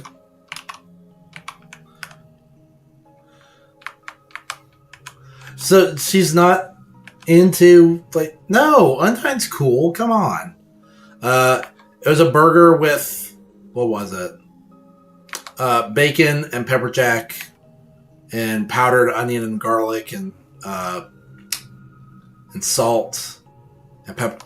I forgot to add pepper. That would have made it so much better. And hello.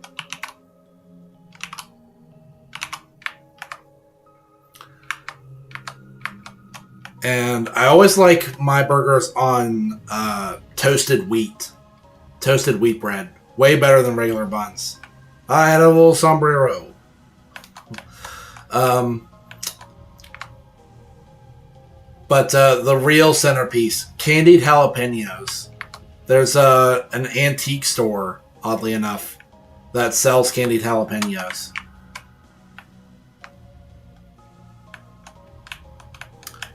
Just like the next town over.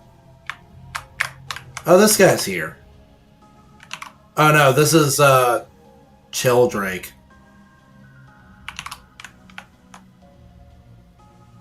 And of course you get to enjoy this sumptuous music all the way down.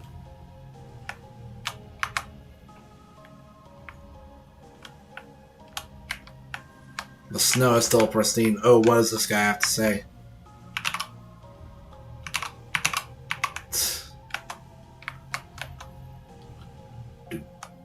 So, did the mouse ever? No. I guess not.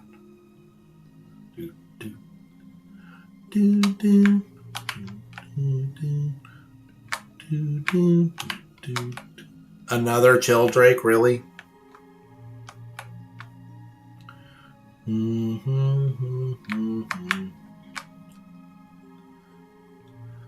know, it's too bad. I wish I had an editor, but there's no way I could possibly pay them. We work on a shoestring budget around here. Hey! The doctor, she brought my wife back from the dead. My son, he seems happy again. Our family, it's bigger than ever. Now that my wife is combined with 16 other people. Well, that's sweet. Mom might have to share her mind with other people now, but she's still my mom. And that's cool. Because we're made of ice and stuff. That's cute. It's good seeing them together again. Ooh, can we talk to the snowman? Oh, this is not the snowman.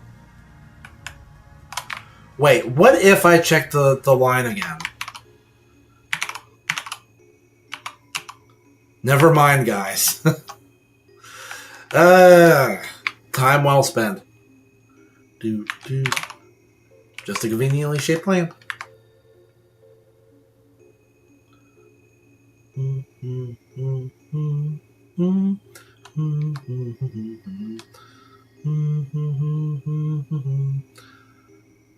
Whew, really got my steps in here. Hello? This does end eventually, right? Did the game break? No, it did not. Alright. Had me nervous for a second. There's a camera heading in the bushes. Looks like a rock. Can I examine that? No. Got no commentary about the place where I first saw Flowey.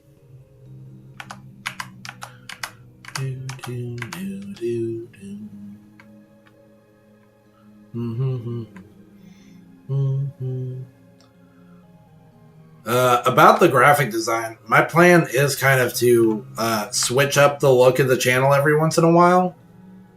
And I know you're kind of not supposed to do that. You're supposed to have consistent brand, but like whatever. I love graphic design too much. Thing is, I really want a drawing pad because what I have envisioned takes a little more manual dexterity.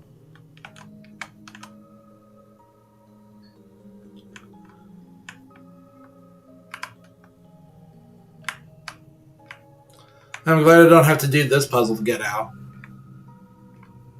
Or in this case.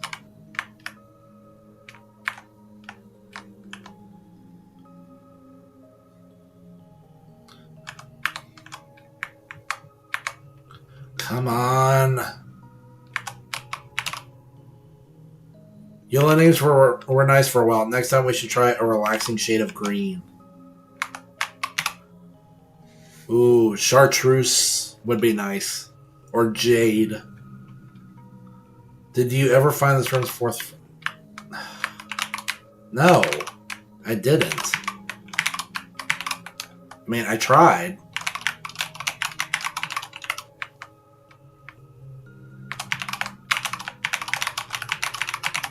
mashing the button. Do you have to be, like, sitting still? Let me turn this over. Maybe I'll have time to listen to me.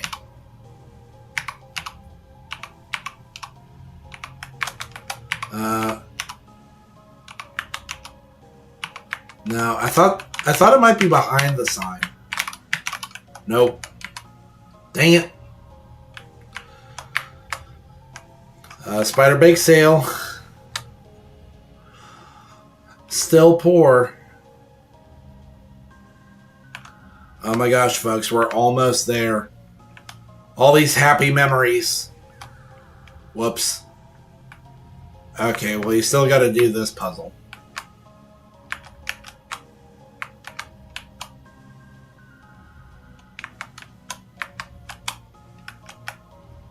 I should have talked to that boulder. Well, I'll get another chance.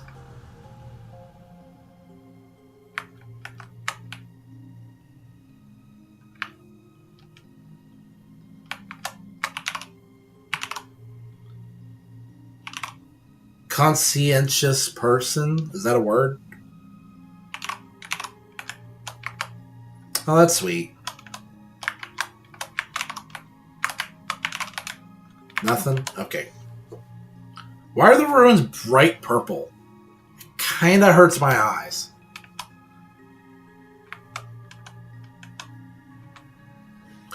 Oh, my foot's falling asleep. Ugh.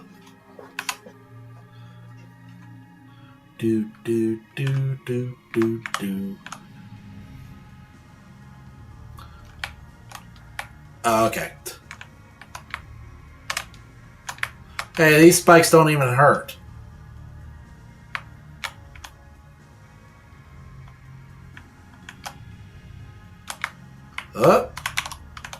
Nothing?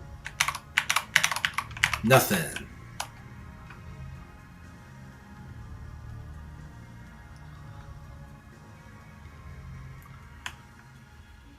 Oh boy, we're almost there, folks.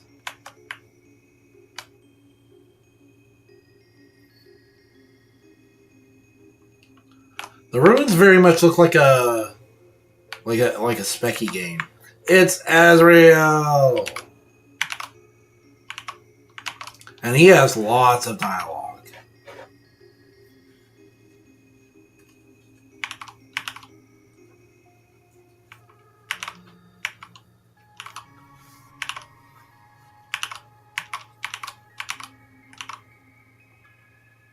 Yeah, why did I come here?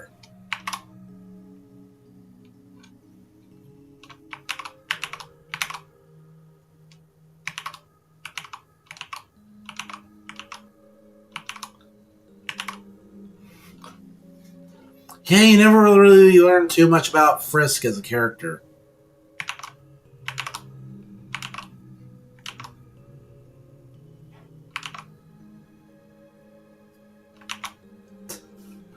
I don't think that's too hard to figure out, buddy.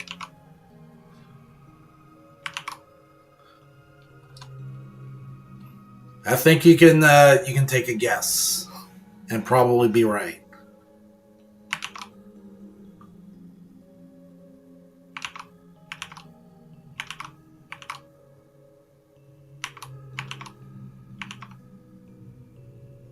Weird stuff.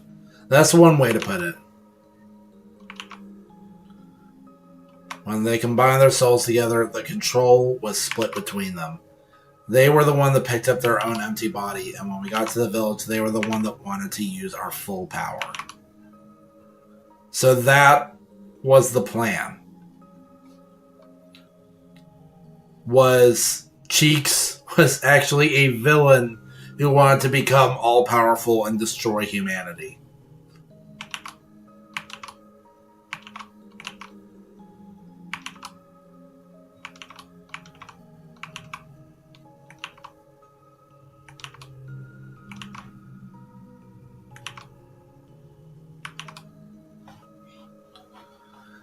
Yeah, that's kind of weird, though. We don't really talk about the political climate between humans and monsters now that they've been separated this entire time.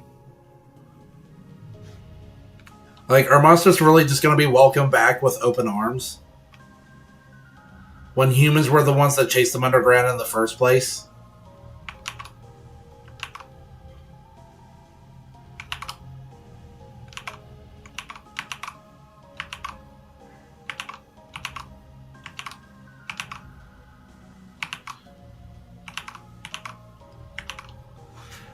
And I like this line, by the way. Despite what everyone thinks, it's not as nice as it is here. There are a lot of Flowies out there, and not everything can be resolved by just being nice. I like that word of caution. That, you know, this is a video game, and it's all sweet and nice here. But people just aren't that reasonable in real life. And I think it's important to tell people that.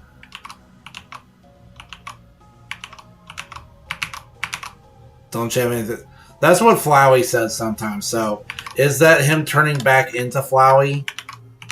Or is that just something he says? And that's the last thing he has to say. So, alrighty then. Can I call?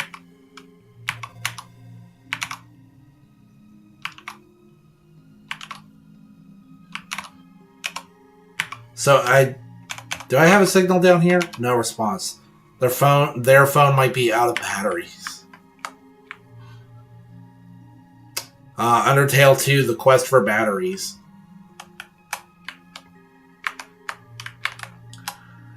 And now for the long walk back. Oh gosh and golly gee. What have I gotten myself into? I have to walk all the way back to the end of the game. It was still worth it though. That's actually some like really important dialogue that we got from Azrael. Which, the name Azrael is also just a play on how bad his parents are at names. Where it's just Asgore and Toriel mashed together.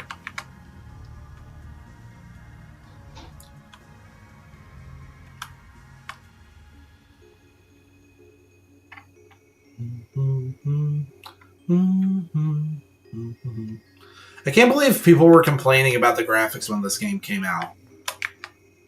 They say that it's inconsistent, right? Like, sometimes it's 8-bit, sometimes it's 16, sometimes it even goes beyond that.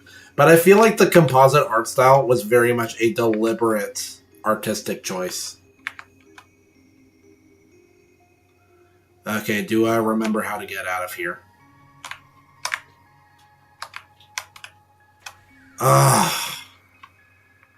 Why?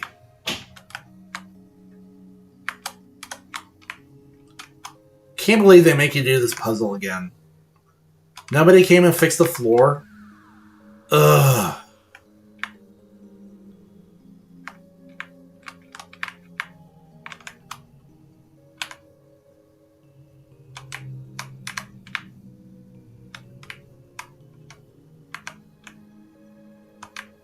Okay, there we go.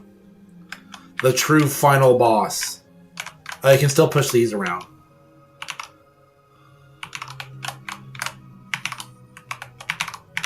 Wait, can I push you? I'm getting stuck here. Where was the snowman? I want to talk to the snowman. I still have him in my inventory, eh? I still have dreams. I can examine the dreams now. Heals 12 HP. The goal of determination. Ooh. Ooh, that's poignant.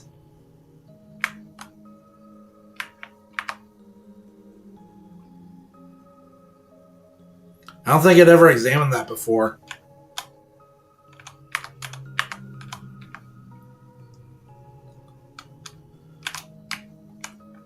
Whew, doggy. Okay. How's everybody doing tonight?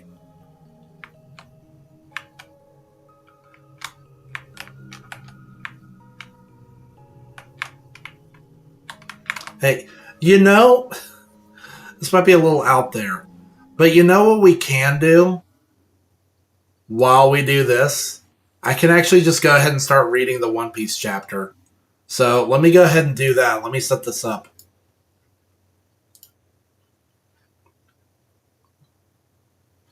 There, and I can take these headphones off now.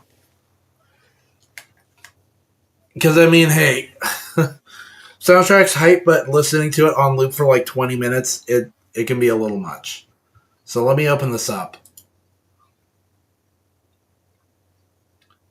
And then I can start walking us back while I read this chapter.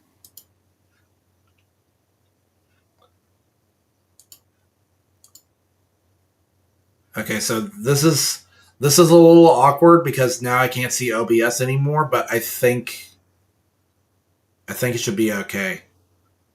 What if I... Oh boy. What if I click on the... Okay, that's good.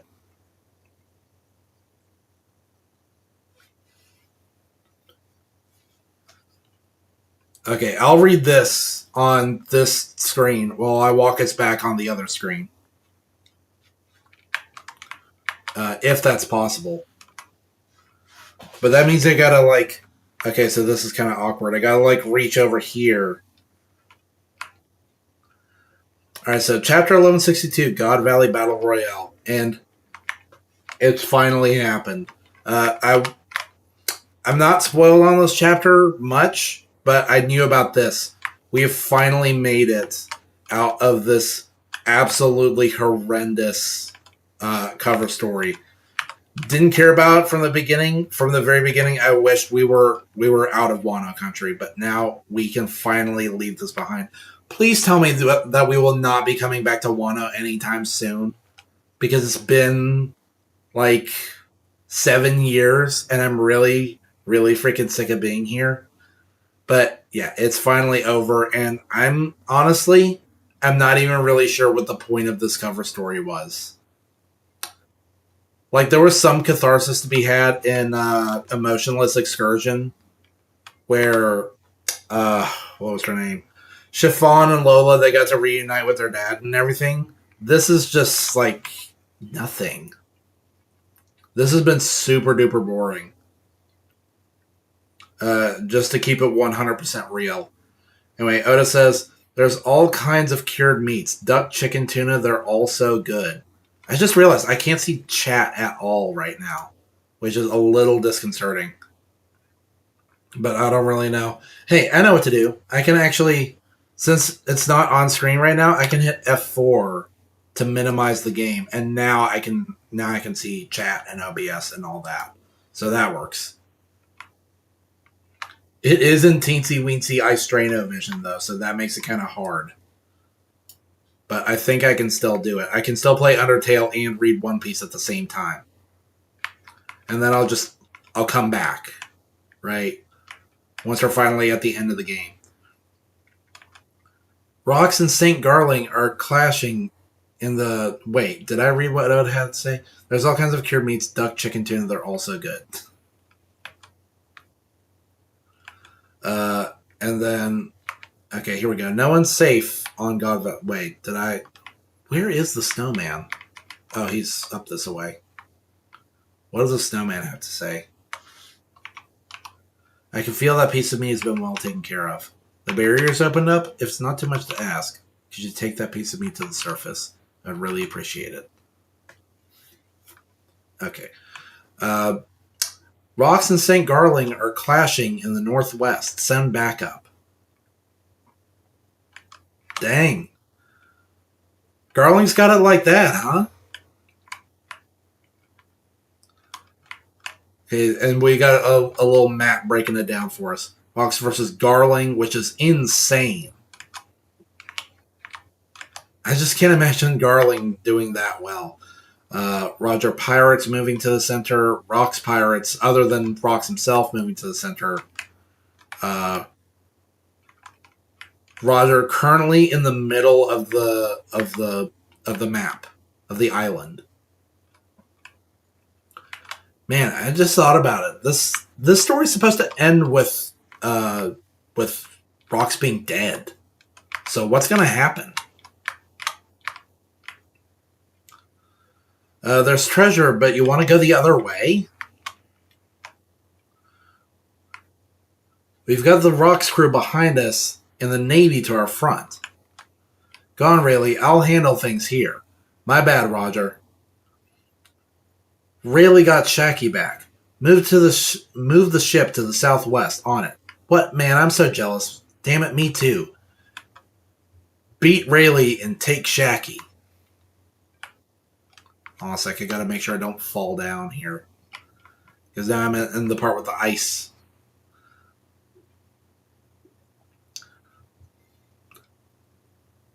You can't, dumbass. Shacky would get hurt. Focus on gathering treasure instead. Everything else is still up for grabs. Yeah. Oh, that's cute. Man, she is head over heels for Rayleigh now. Shacky, there's something I've got to tell you. Don't say another word. I already know. Prize storeroom 1. It's crazy out there. We couldn't have asked for a better opportunity. Is this it? Yes. I don't know which is which, so just eat up. Really, you don't know which is which when one of the fruits is clearly paw-shaped? Okay.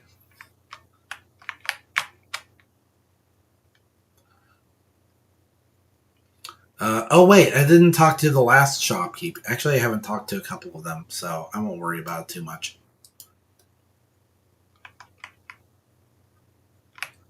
Oh, wait, where's the boat woman that's going to take us back? Oh, the dogs.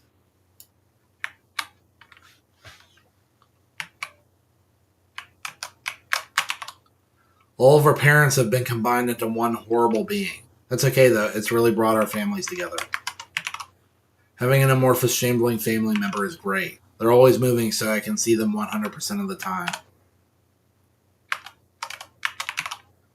Now that our parents are the same entity, does that mean I'm married to my sister? Wait, we're dogs. That stuff's normal. Wait, is that normal? Ugh. Okay, anyway, back to One Piece, right? Okay, and then Big Mom swoops in. We're pretty familiar with this part of the story.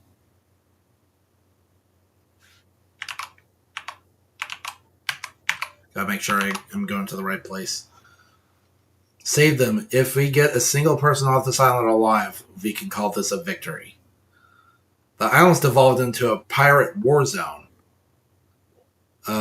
Wait. Why does that guy look like Marco?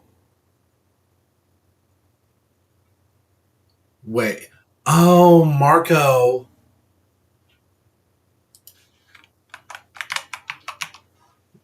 I guess Marco was part of the Rocks Pirates, like, by extension of being part of the Whitebeard Pirates, yeah?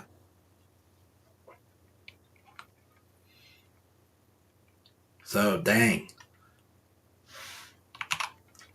What are your orders? Oahaha. Marine group location. Hey, Sengoku. Did you know about this crap? I think I recall someone alluding to it in a vague, rambling report once. The guy up and vanished from Navy life sometime afterwards. Huh. This doesn't feel like a dream. They really did this. Rox's location. Why ain't these guys dying? Zebek, put me down. Oh, wow. What in the... Wait. Oh, is this... Okay, that's gotta be Blackbeard's mom. But look at what's going on in the background. It's more of Emu's demons. You've got no choice but to run. Some of the others got caught up and transformed. Wait, Zebek, what happened? Is it an ability? Oh, dang. Is this... Wow. Pops, Granny, what in the world?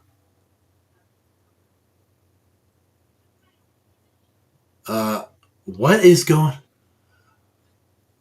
Dude, Rox's head is busted open. Not Rox. Garland's head is busted open. That is disturbing. Ooh, I don't like that. No, I don't like that. That's super gross and creepy. He sure is strong. It takes quite a long while to regenerate from his sword slashes. Okay, so Rocks, he also knew this trick that can sort of block these regenerative powers, but it doesn't stop them. Like, Garling's not down and out just because his head's been staved in by a sword. That is really disturbing. So if they can still regenerate, then like even with the trick where you can use your hockey to make them stop regenerating, like how do you beat these guys for good? If you can survive a head wound, and like your only complaint is, oh, it takes a little longer to regenerate than usual, that seems like they're pretty freaking immortal. Uh, mm. But now we know he's also part of the Davy clan. What did you say? Oh, Rocks. Rocks is part of the Davy clan. Finishing him will please the Great One. Indeed, the Great One. Wait, so are these guys? I feel like we've heard that before. So these guys are all in on the existence of Emu. I thought it was just the Gorosei. But then they have the demonic power. So, like, how could they have received the demonic power without interacting with Emu in some way? Uh, so maybe it's just the low-ranking Celestial Dragons that don't know about him. Or maybe they do. I don't know. We haven't really seen an interaction between the two. But, yeah, okay. Indeed, the interruption to our tourney has turned out to be a blessing. Let me go, Zebek. Are you going to try and fight them off one-handed? Don't you get it, Eris? If anyone bearing the Davy name is caught, they'll go through so much suffering, it'll make hell look tame. I know that. I'm a full-fledged part of the Davy clan now. Everyone here was always so nice to me, even though I was a pirate. I fully understand the fate our clan faces. So, wait. Oh, she's got Blackbeard in her arms. I didn't notice that before.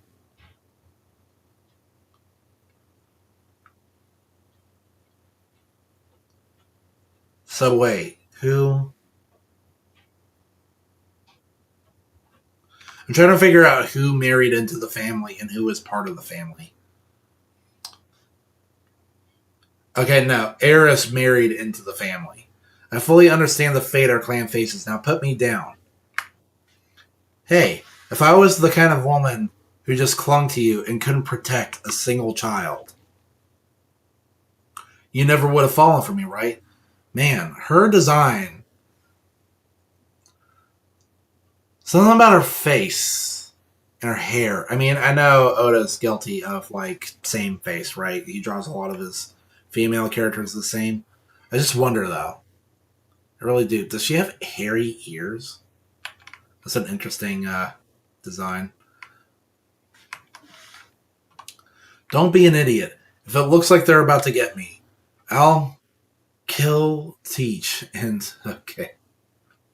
I gotta be worried about what I say on stream, even though I wish I didn't. Even though I wish I didn't have to be.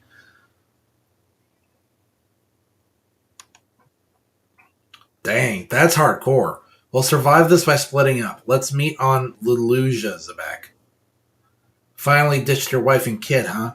Now then, what'll the next attack be? Why am I the one being saved here? I'm still playing Undertale over here.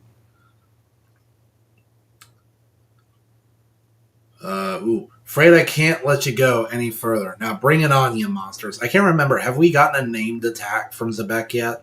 Do we know any of his signature moves? Zebek, outside storeroom 1. Haha. This'll do. A model of the fishy fruit. I'll feed it to Katakuri. My future crew's gonna be overwhelmingly powerful. Wow.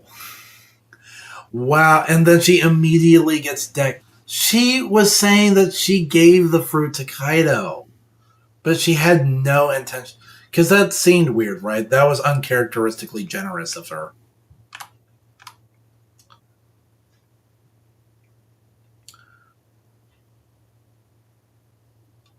Wow. And then he just eats it on the spot. Screw you, Kaido. Wow.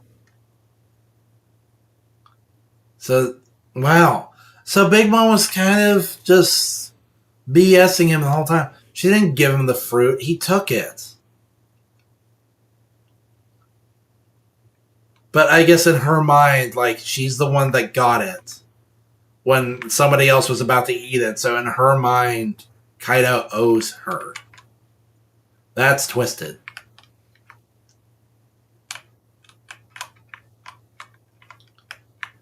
That is really twisted. I won't let you die. I won't let you die, Teach.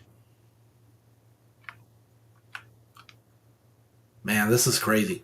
I wonder if the fact that they escaped God Valley at the same time as infants, if that has something to do with the strange sort of tie between Shanks and Blackbeard. Is Shanks even aware of this? That this ever happened? Man. That's nuts. And that is Shanks, yes. I'm trying to remember which was which, because I think Garling has Shamrock in his custody now. Behind the game stage, prize storeroom 2. I found the treasure. I've never seen this much loot before. There's devil fruits, too. Wait, there's devil fruits? What kinds of devil fruits? Because we already know what happened to the two, like, really awesome devil fruits. But there's other ones, too. Load it all up. Like we let the Roger Pirates get away with all this.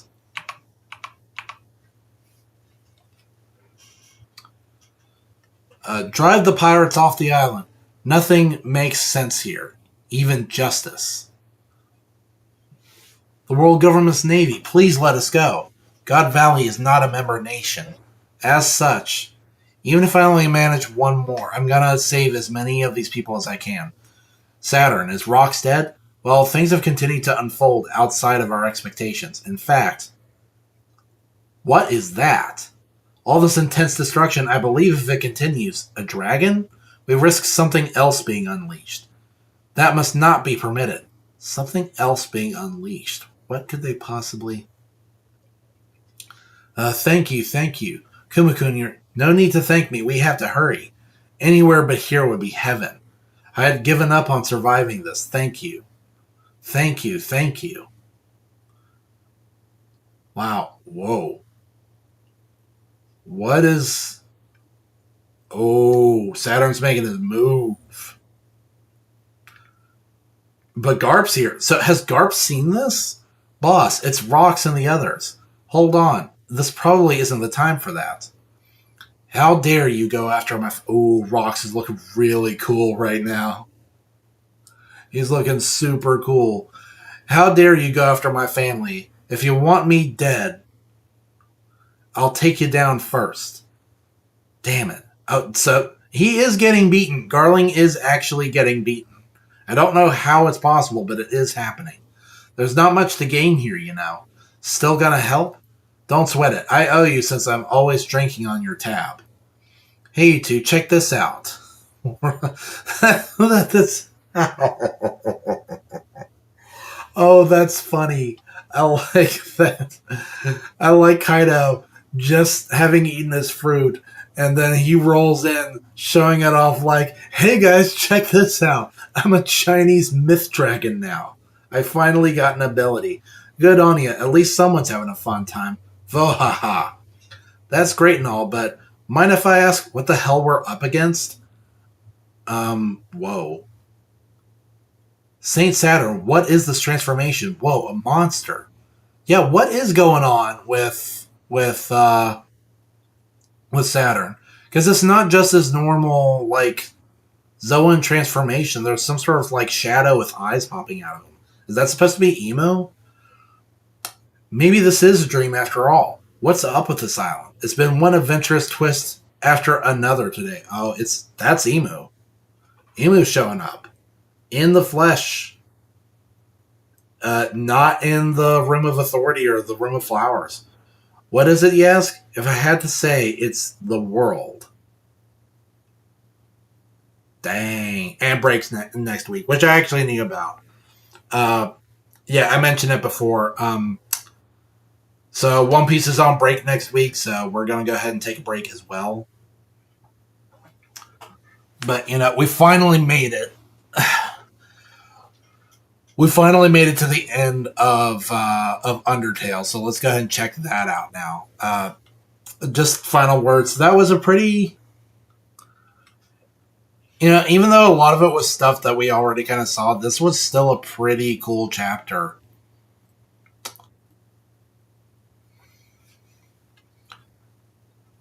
I mean, Emu's showing up. That's something. Saturn is flexing. We see more what rocks can do. I don't know, just really cool.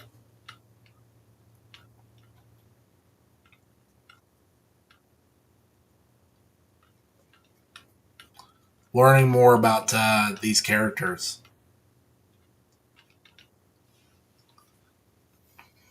Man, and it's good to have One Piece back, because we had an unexpected break last week. But it is time to finally wrap up Undertale here. So let's do this. Let's get our headgear back on.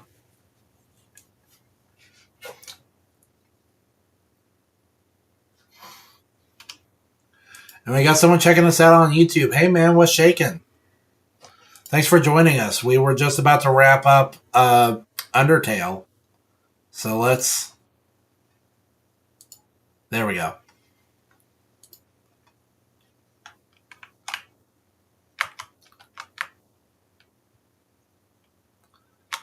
If you leave here, your adventure will really be over. Your friends will follow you out of the underground.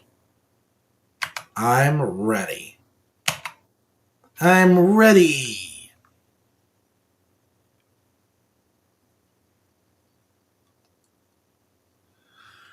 Phew. Oh, that's nice. There appears to be some sort of Mega City 1 on the horizon. Does this take place in the Dread universe?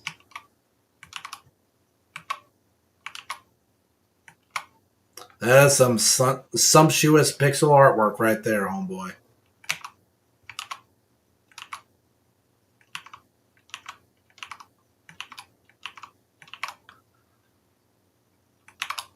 Yeah, it's a big bowl of gas.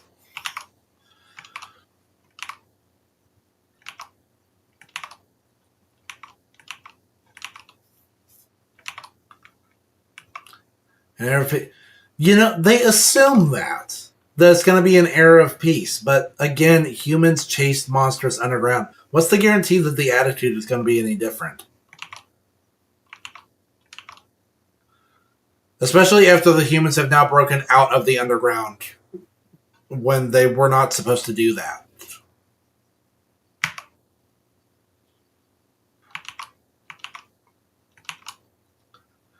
Oh, that's a great way to make a first impression. A horrifying skeleton monster.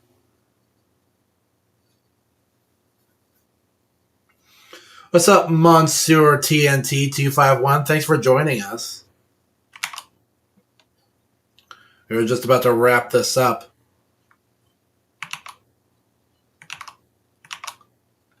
And then San goes in the opposite direction because he always has a shortcut. They mostly forgot about the monsters. I wonder...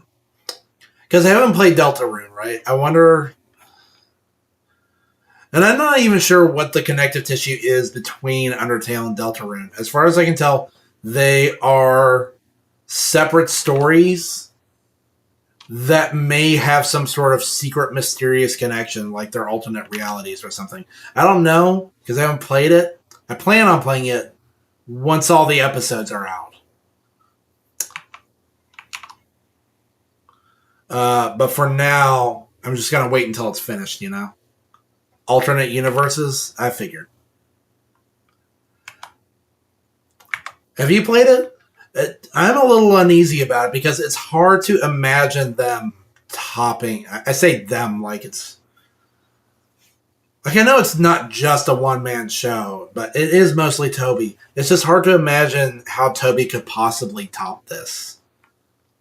Because this, by my reckoning, is like the best indie game. I know I'm not the expert on it, but it's the best one that I played.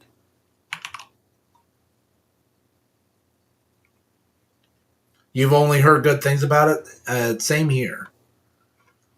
I'll be curious to know what that's like. Does this if it still has like a morality system the way this does,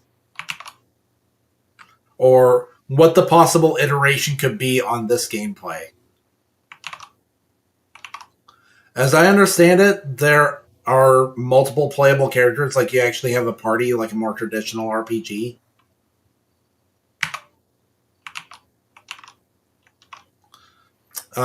That would be very interesting.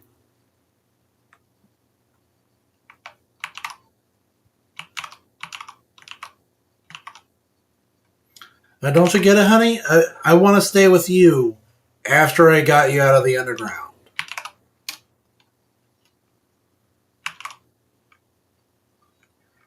That's what it is, honey. Freedom for everyone. Monsters have to fight for freedom. There's also Undertale Yellow, a fan game apparently so great they just include it with the other two games in college. Really? Because so Toby's had some sort of like word on Undertale Yellow? Because I've seen like maybe little itty bitty bits and pieces of it. I have heard that it's good. I also know that there are fraudulent copyright claims on it because it uses a remix of a song from Undertale,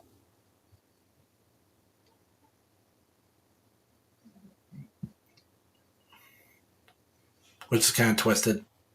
Oh, and you hear that? Just the slightest little like leitmotif of Megalovania right there, which is the only time you hear it if you play the Pacifist Route.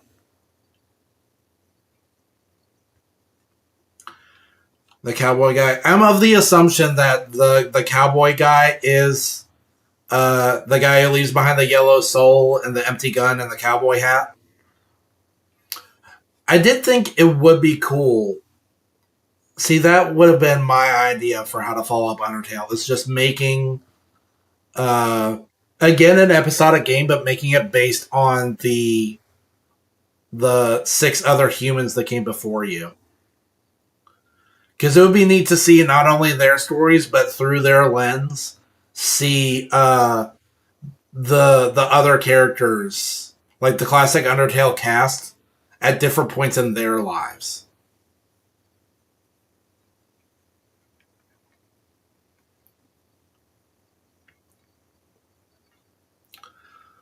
But yeah, I am curious about Undertale Yellow, but I am nervous about possibly playing it on stream because of the weird copyright issue.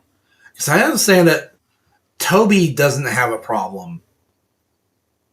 And I just realized we now get to see all the yellow names that we scored by getting like all the secret conditions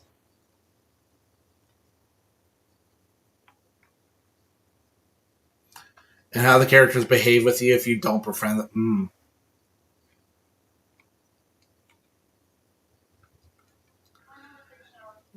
Yeah, it is interesting, but it's weird. As far as I understand, Toby doesn't really have a problem with people checking out his music or it coming up on streams. But someone was, it's been a while since I heard the story, so I don't remember exactly. Someone was making claims on his music, and it was just weird. So I'll be nervous about playing that on stream.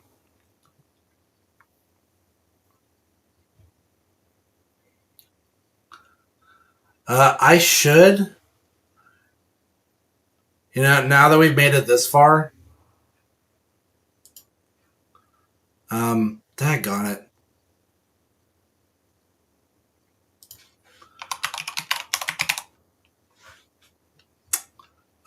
Undertale 10th anniversary.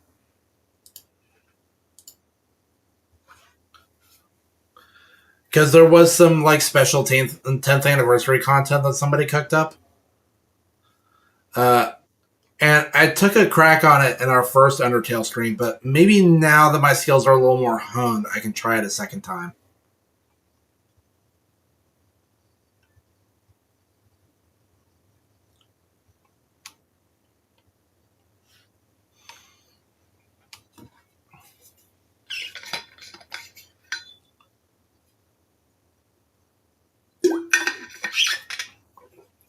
Dodging all the names and the credits gives you a secret item. Yes, it does. We will not be getting it because this part is ridiculously difficult. I don't even have any concept of how. Like, I'm just not that guy. Like, I'm not hardcore like that. I mean, I'll give it the good old college try, but Serpentine. Oh, nope. See, there you go. This is super hard. This is so freaking hard. There's no way I could, like, I don't even.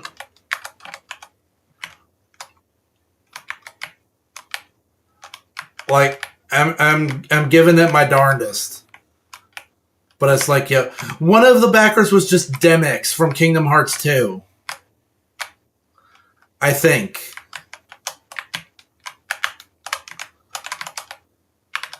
Oh my gosh. This is brutal. It's also kind of making me motion sick. Dang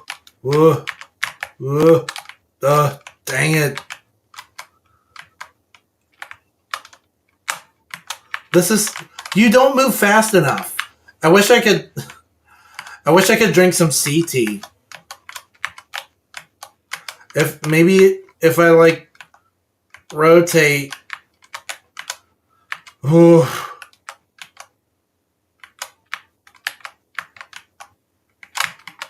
Whoops. Whoops. Whoops. Whoop. Whoops. Whew.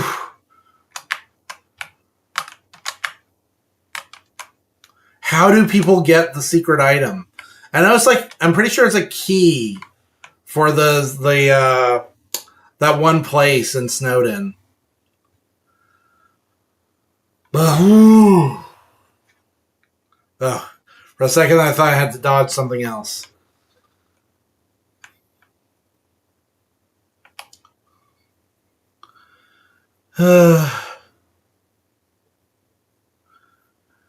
There's that secret door, and then there's there's Sans's room and the tool shed. You unlock those by submitting yourself to his judgment and then loading again, and he gives you a secret password. And then you reload again. And then I think he gives you like a second password. Reload yet again, and then he gives you like a special key or something like that. But I forgot to do it. But, I mean, that's okay. I can live with that. Whew. And if you let this rock, then eventually the annoying dog shows up. But that sounded... Oh, I forgot to turn the desktop audio back on. That's sad. There, I'll do it like that. Yeah, so I'll just let this rock, because if you let it rock, then the annoying dog shows up and he, like, takes a nap. But yeah, that is Undertale. That is a sick, sick game. Still just as awesome as I remember. Really great, like, comedic writing and memorable, charismatic characters. The gameplay is like super innovative and really like deconstructs traditional like RPG gaming with like really crazy, almost like mini games and really sick like real time element to it. Just an awesome vision, a great soundtrack. Obviously, Toby Fox is like quite the whirlwind of talent. Honestly, it's no wonder that he went on to like work with Nintendo and Game Freak. Like he was part of the team that made the soundtrack for Pokemon Scarlet and Violet.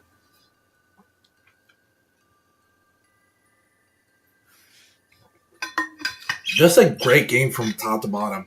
I would honestly call that a 10 out of 10.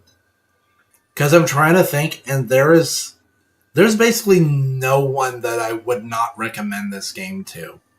Because I still remember when this game was new, and it blew up like few games I had ever seen before, especially indie games, where like people who were not normally playing video games were playing Undertale.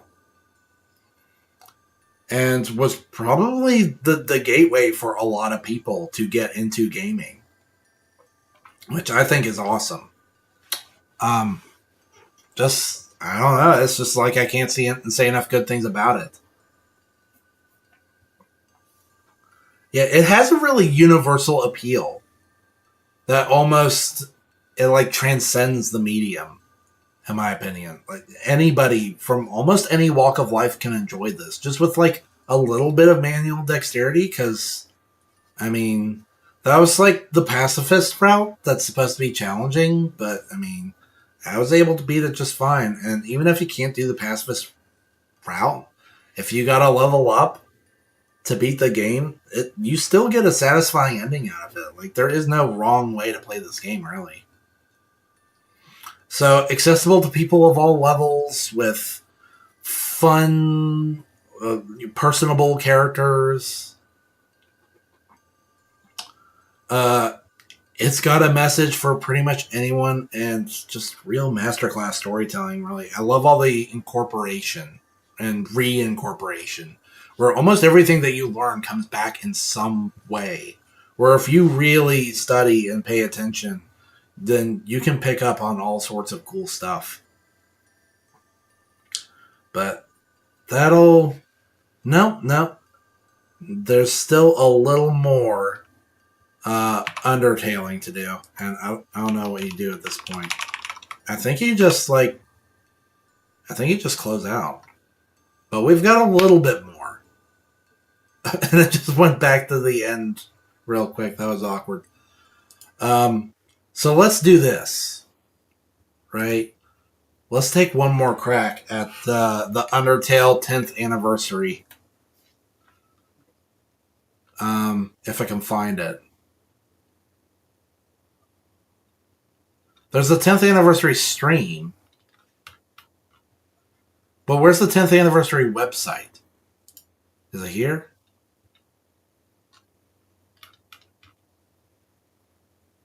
Donations, auctions, music, graphic battle, web player.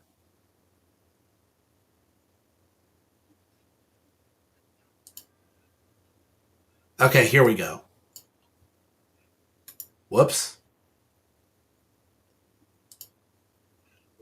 Never show because you can't know about my secret projects.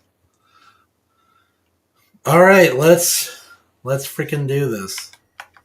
And it's the same controls, but this is going to be super hard. By the way, I've already tried this before, but these are like for real fights. Let's do this. Whew, golly.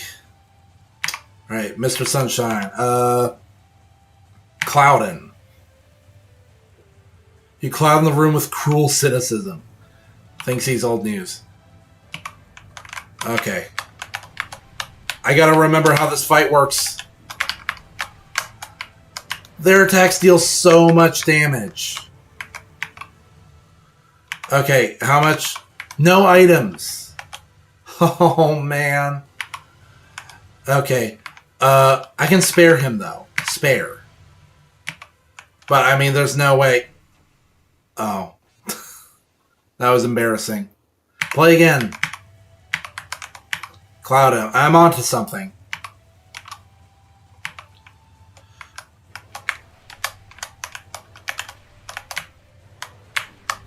Ugh. They're cornering me so bad. Mercy.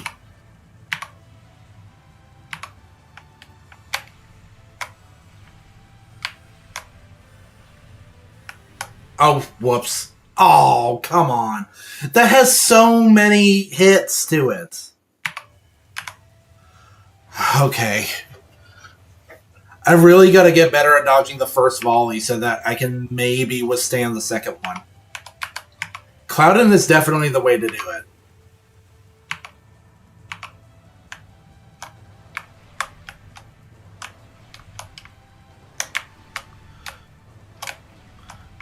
What? How?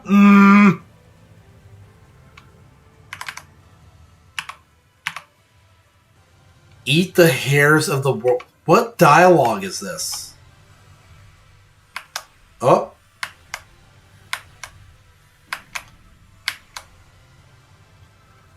Wow, this is almost impossible. How could I possibly cut down?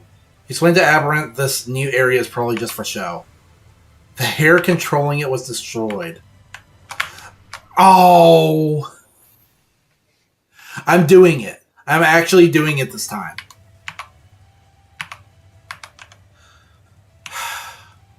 What if I try him first?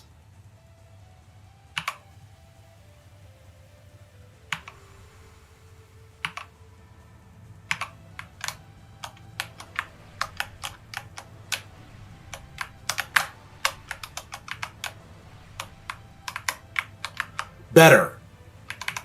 Okay, Mercy. Okay. This is... Oh my gosh, it lasts so long. There's no way I'm going to be able to survive the next volley. Cloudin. Maybe it'll be less severe this time? Nope. Okay, maybe I was on something the first time. Or the last time, I should say. Cloudin. Just the Simon Says game is super tough.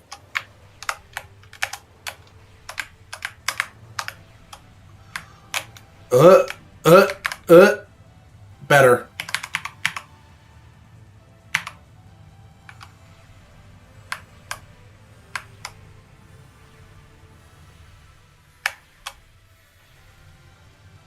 Oh.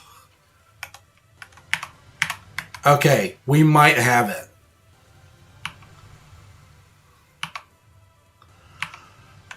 Okay.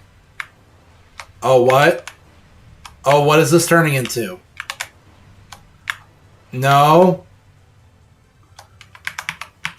Oh. And 341 gold for some reason. That's an oddly specific number. Happy 10th anniversary to Undertale. Return to menu. Okay. Sheesh. Let's try the Sans fight now. Okay.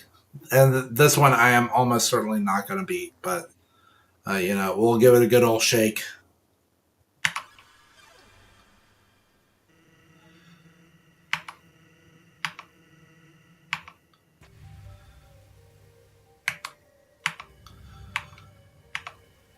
Check, the easiest enemy won't even deal damage. This is extremely difficult. Way more. Ugh. Yeah, there's no way.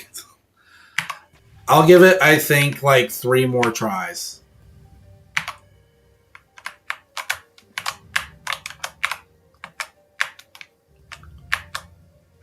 No, you gotta get through, man. Come on.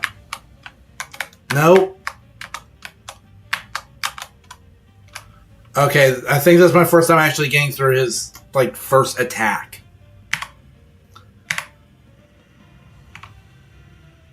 No, I've made it before. I remember this dialogue.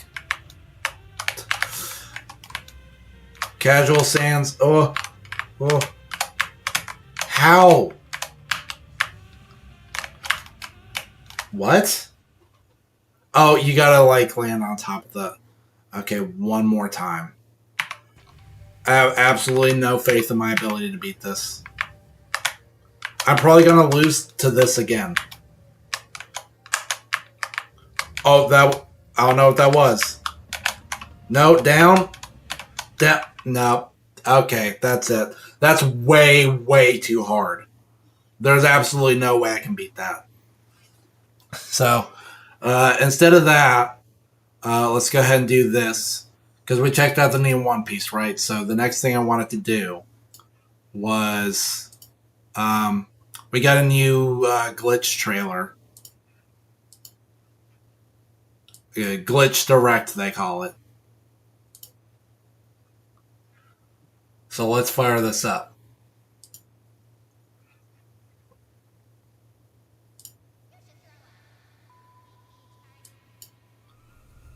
Yes!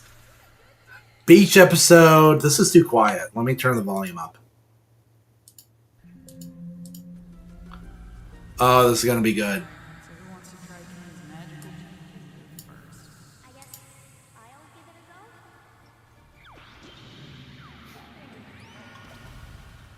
Yeah!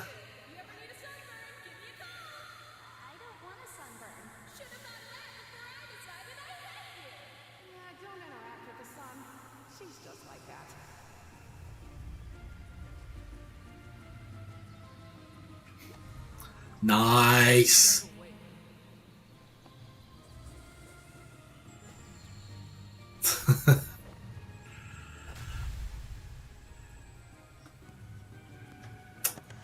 Yeah, Jax, how you doing? You doing good? I'm gonna be real with you. I actually am not... I don't really care about any of these glitch projects except Digital Circus. Gotta be 100% honest. But I will check out... They've got a little bit more to say about Digital Circus.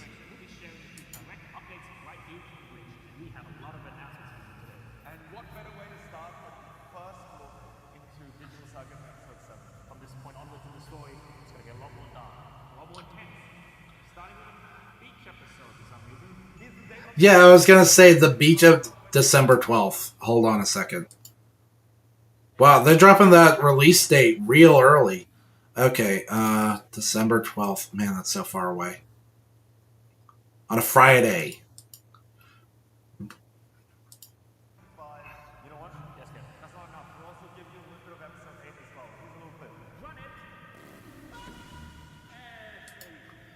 Alright, guys, you know what time it is. It's time for the frame by frame. That's not frame by frame. Come on.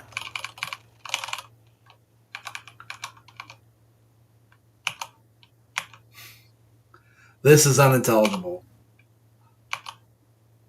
It looks like there's some sort of fight between Pomni and Jax, maybe. And disappearing guy, maybe. And I don't know what that is. There's that. Oh, guys, it's the bottom text meme.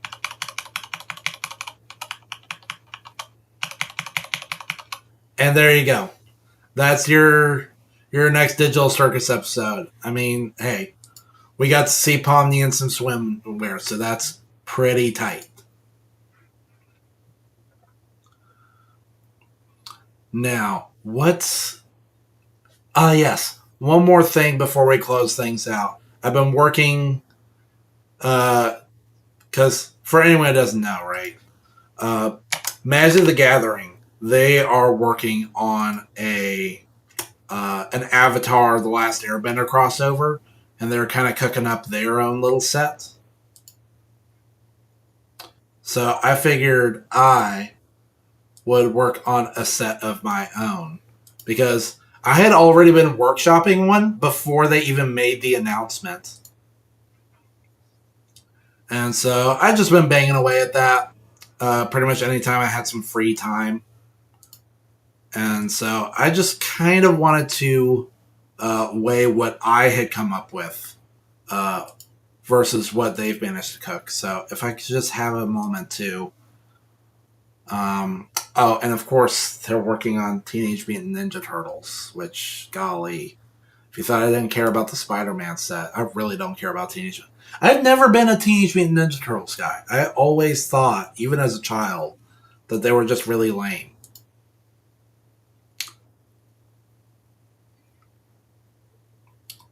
But let's see what we got here. So we've been showcasing this set a little bit at a time.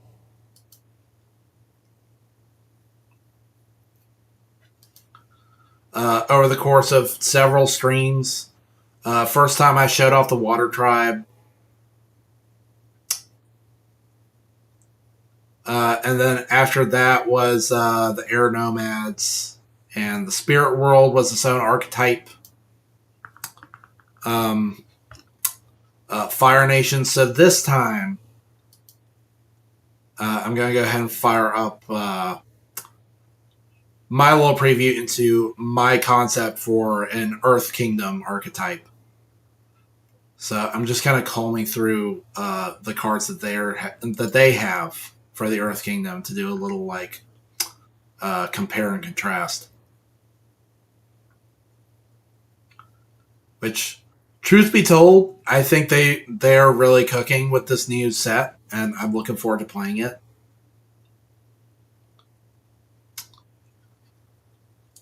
But you know, I still figured that I'd take my own little stab at it. You know.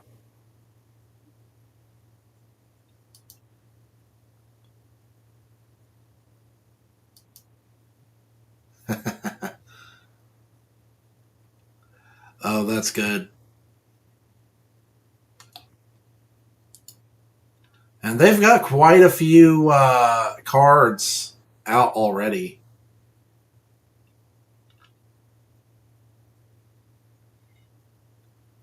And yeah, they're looking pretty.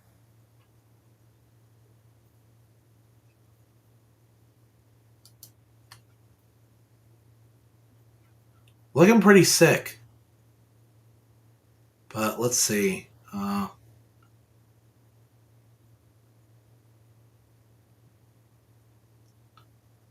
Did I show this off last time? I don't think I did.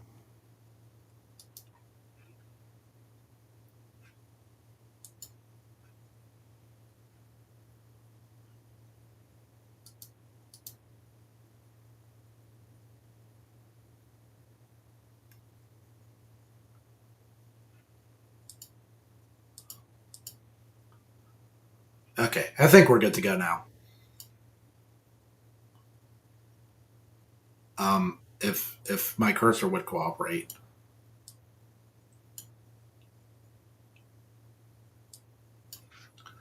Let's see. There we go. So yeah, here's my little fan-made set. I've been plinking away at it a little bit. First, I'll just show off this little bit. I've got a card based on energy bending, and it's a type of lockdown that is more common to blue, where it's like an aura where like a creature loses its abilities or loses its power or whatever. But I made it colorless because, you know, that's the way it is, right?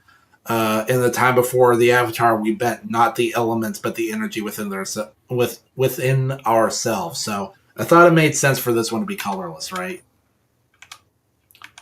And you know, we've already shown off the Air Nomads and the Fire Nation and the Water Tribe and the Spirit World, so we'll be kind of glossing over those. But the Earth Kingdom. So we've got a couple different archetypes, right? Because there's usually 10 in a limited format. So red green and red, green, white are the two archetypes that represent Earth Kingdom. Red, green is more of just a straight up landfall, and then red, green, white is lots of defender, tribal, and walls and stuff because Ba Sing Se, right? It's got the famous walls. So that's what we've got here. And thank you very much to Monster TNT for following us, by the way. I had not noticed that. That's a bad thing, though, because that means that my notifications are not working. Notifications supposed to tell me when someone is following me on Twitch. It didn't do that. So thank you very much, Monster TNT 251. But Stream Elements, I caught you lacking. You're supposed to give me notifications when someone follows. Or I think so. Maybe not. Maybe I don't have that figured out. I got to figure that out. I got to get my notifications sorted. But again, just thank you very much. Welcome aboard Cross H Productions. And we hope to entertain you for many years to come. So, Ba Sing Se Scholar, right? Right away, you get a preview of what this is about. He's pretty weak, obviously. 1 mana, 0/2. But if you pay 3 and tap, you can scry X, where X is the number of creatures with Defender you control. And you're going to be getting a lot of creatures with Defender. So you'll be able to use this to get really reliable, reusable card selection. Creeping Crystal, a nice little take on pre-existing themes in white, where it's food, but it's also an O-ring effect. It only affects creatures, though, but that's still pretty solid. Diley Agents, we got a Hate Bear with us. So 2 mana, 2/2. When it enters, tap target creature and opponent controls. Here's the juicy part. Opponents can't scry or surveil. If any spell has either of those effects, that part of that spell is shut down. Which I think is pretty cool. I think it's pretty in line with the Diley Agents and, flavor-wise. They're the cultural guardians, They're all about control and censorship and people not learning more than they should know. So there you go.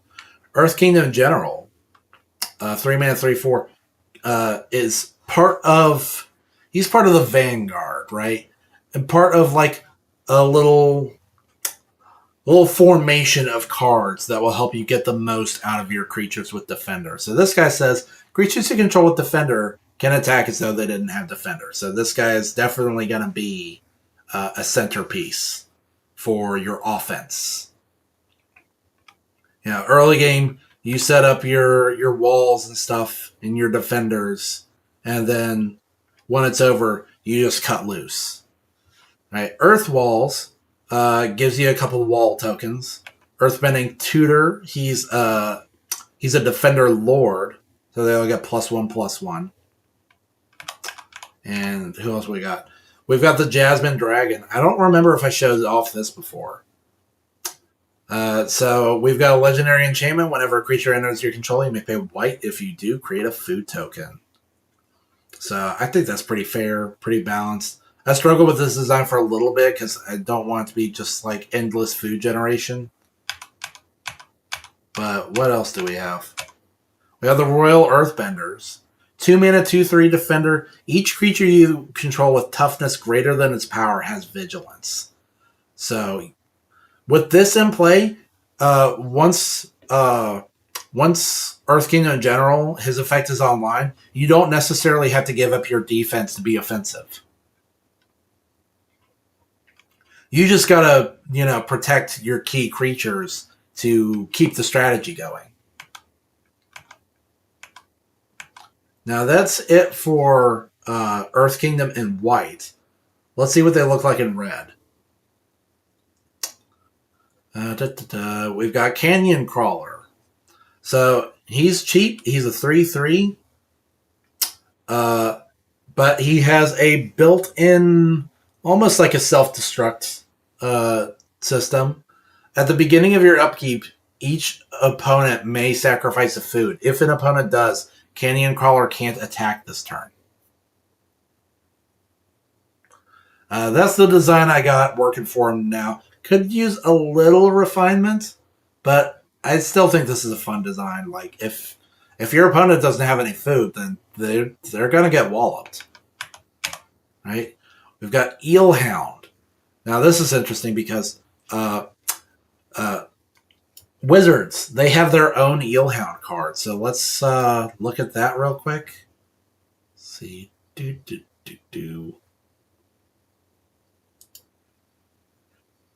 There we go. This is their version of Eelhounds. Theirs is green.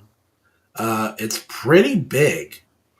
One more mana and one more power. That's Trample. And whenever this creature attacks another target creature you control, gets +2/+2 and gains Trample to the hunter. That's actually surprising. And I didn't spoil myself on this, by the way. Like, I don't remember what cards they built. That is surprisingly simple, similar to my design, where it's something that gives a keyword to something else. Mine is a landfall, though. So Eelhound is red. My Eelhound is red, has haste, and whenever a land enters, target creature gains haste until end of turn. I think that's a pretty fair, pretty spicy card. So, and by the way, folks in the chat, you can let me know if my set, if any of my cards are overpowered, underpowered, what you would do to change them. Because the plan is eventually I'm going to make my set available through like a link once it's finished, and then other people will be able to play with my fan-made set and decide for themselves who cooked harder, Wizards or me. I've been meaning to provide a link to my Final Fantasy set. It's a good thing I put it off, too. One is that they're coming out with new Final Fantasy cards for the holiday, so Final Fantasy is still kind of relevant. But the other thing is, I recently went back and proofread my cards, and there were some pretty egregious design errors and weird texts. So there you go. I'm definitely going to be working on that. Let's see. We've seen this. We've seen these. Jet Vengeful Youth. I don't know about this design. I think it's pretty cool. A 1/2 for 2, but it has haste and double strike. This creature gets +1/+0 if an opponent attacked you since your last turn ended. I don't know how easy it would be to keep track of that, but I think this makes for some interesting design. He's got a little bit of a get back mechanic. Just Freedom Fighters. They're one of those, collect them all type creatures where they get more buff the more of them you have. And then I went ahead and gave them Menace to make them a little spicier. Lantern of Hypnosis, it's got a treason effect. That's actually reusable, but you really have to pay out the yin-yang for it. It also does not untap the creature, so it would have to be untapped for you to be able to use it. I think that's a pretty balanced design. Lava Bending, it's an enchantment. Whenever land enters under your control, Lava Bending deals 1 damage to each opponent. Pretty simple, but pretty effective. Professional Rumbler. 3/2 Human Warrior for 2. Whenever a creature dealt damage by Professional Rumbler this turn dies this turn, create a treasure token. It's pretty nice. There is a bit of treasure going on in this set. And treasure payoffs as well, because if I go back to June the Tracker, which we had previously checked out, she's also got treasure going on. And let's see, Mercenary Duo. You can sacrifice treasure to bump this guy up, and he's got double strike.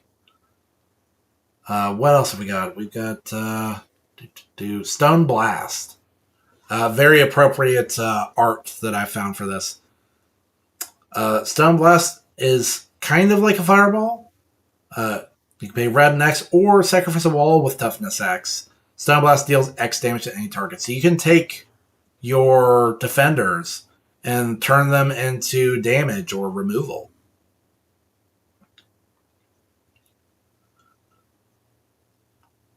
Now, as we dig into green, we've got Avatar Day. It's a fog effect with a food token bolted on. Pretty simple. I guess I'll show off Avatar Kyoshi. This is a bit of a sneak peek into the secret 11th archetype, by the way. So, 4 mana, 4/4, legendary human avatar at Mythic Rare.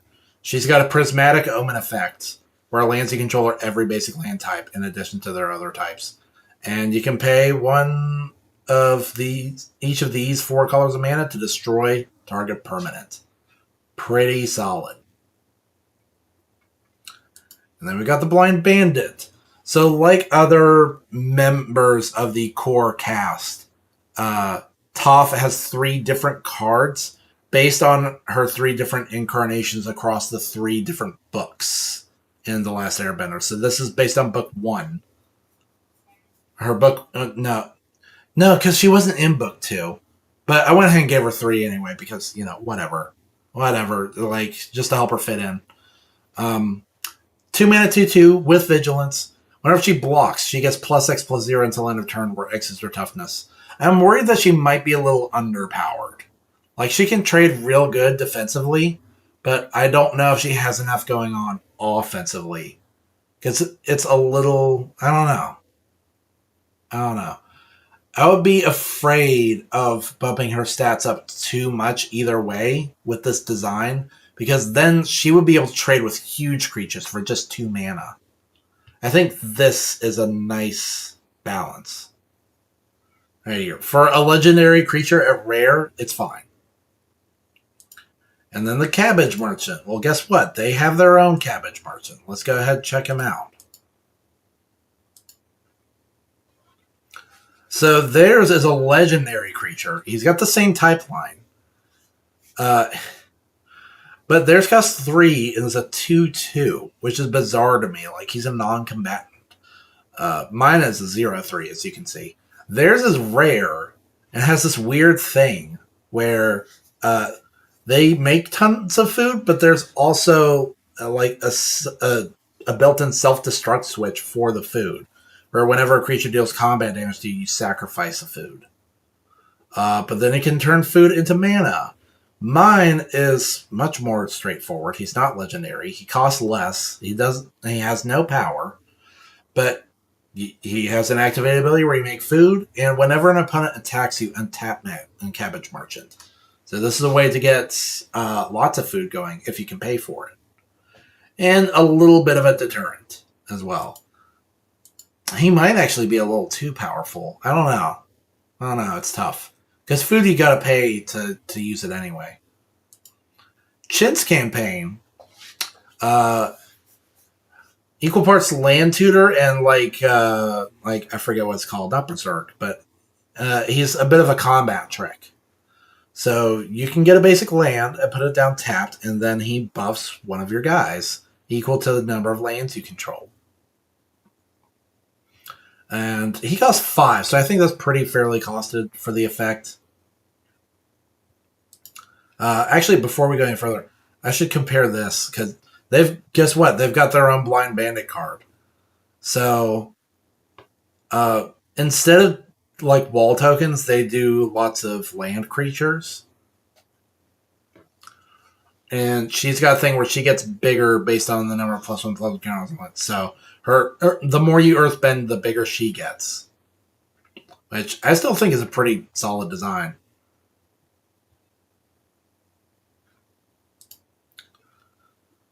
And I've got Earth Armor. So we've got some caves in this set. And this is a bit of a cave payoff. Get Enchanted creature gets +1/+1 for each land you control. Also gets an additional +1/+1 for each cave you control. Which I think is pretty spicy. Maybe even a little too strong. I don't know. It does cost 4 mana, though. Earth Rumble. They've got something kind of like that. Somewhere in here. Let me... Yeah, they have their own Earth Rumble. Look at that. So there's, yeah, look at that. Uh, they're both fight effects. So theirs is Earthbend 2 when you do up to one target creature you control fights target creature and opponent controls. Okay. And then mine is, and theirs also has some Earthbend bolted on, yeah. Mine, it costs significantly less, and it's a fight effect that has a treasure bolted on. Pretty simple. Pretty simple, and I think pretty powerful if played right. There's my giant beetle card. They've got one called Beetle-Headed Merchants.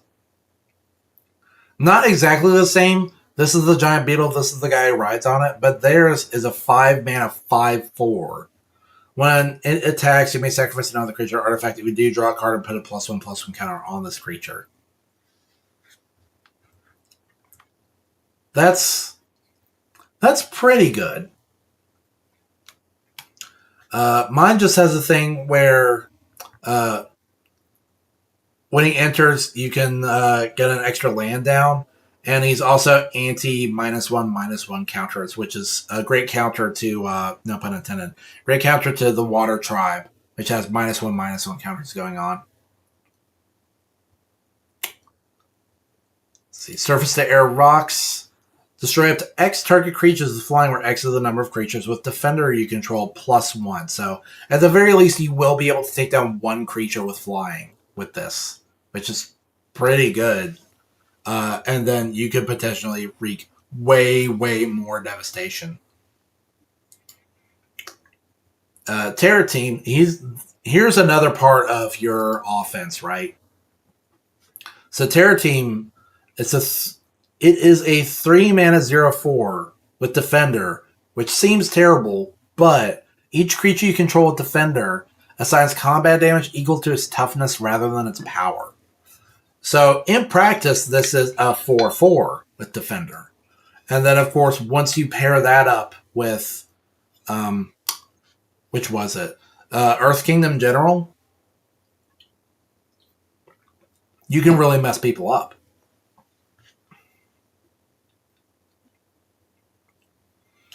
And then here we are in the gold colored cards. So let's see what we got here. We have Bitter Work. Whenever a creature you control becomes tapped for the first time each turn, put a +1/+1 counter on that creature. Straightforward, easy way to accumulate lots of +1/+1 counters. And we got Boomy. So let's compare our Boomies for a second, all right? There's a 5-mana 4/4. He's green. He's rare. He's a human noble ally. Mine is a human noble. Same stat line, but mine is cheaper and costs more colors of mana. When their Boomy enters, Earthbend 1. Whenever he attacks, put 2 +1/+1 counters on each land creature you control. That's tough. Mine has more keywords going on. Haste and Vigilance. At the beginning of your end step, put a +1/+1 counter on each untapped creature you control that didn't enter the battlefield this turn. And that's kind of based on his concept of neutral Jing, where you wait for your chance to strike. I worked that into this mechanic where if you don't attack, don't use activated abilities on your turn, your creatures will over time get bigger.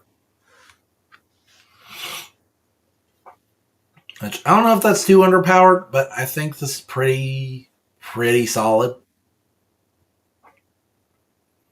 What else do we have? We have the Earth King. So here's a guy. He is expensive for a 0/2. He costs 4 mana. That's pretty bad. But he has Ward X, equal to the number of creatures you control with Defender. And this is the payoff right here, the party trick. At the beginning of your end step, you gain X life and draw X cards, where X is the number of creatures with you control with Defender. So as long as you have at least one, right? then you've got some extra card draw on each turn and some life gain to help you, stay in the game.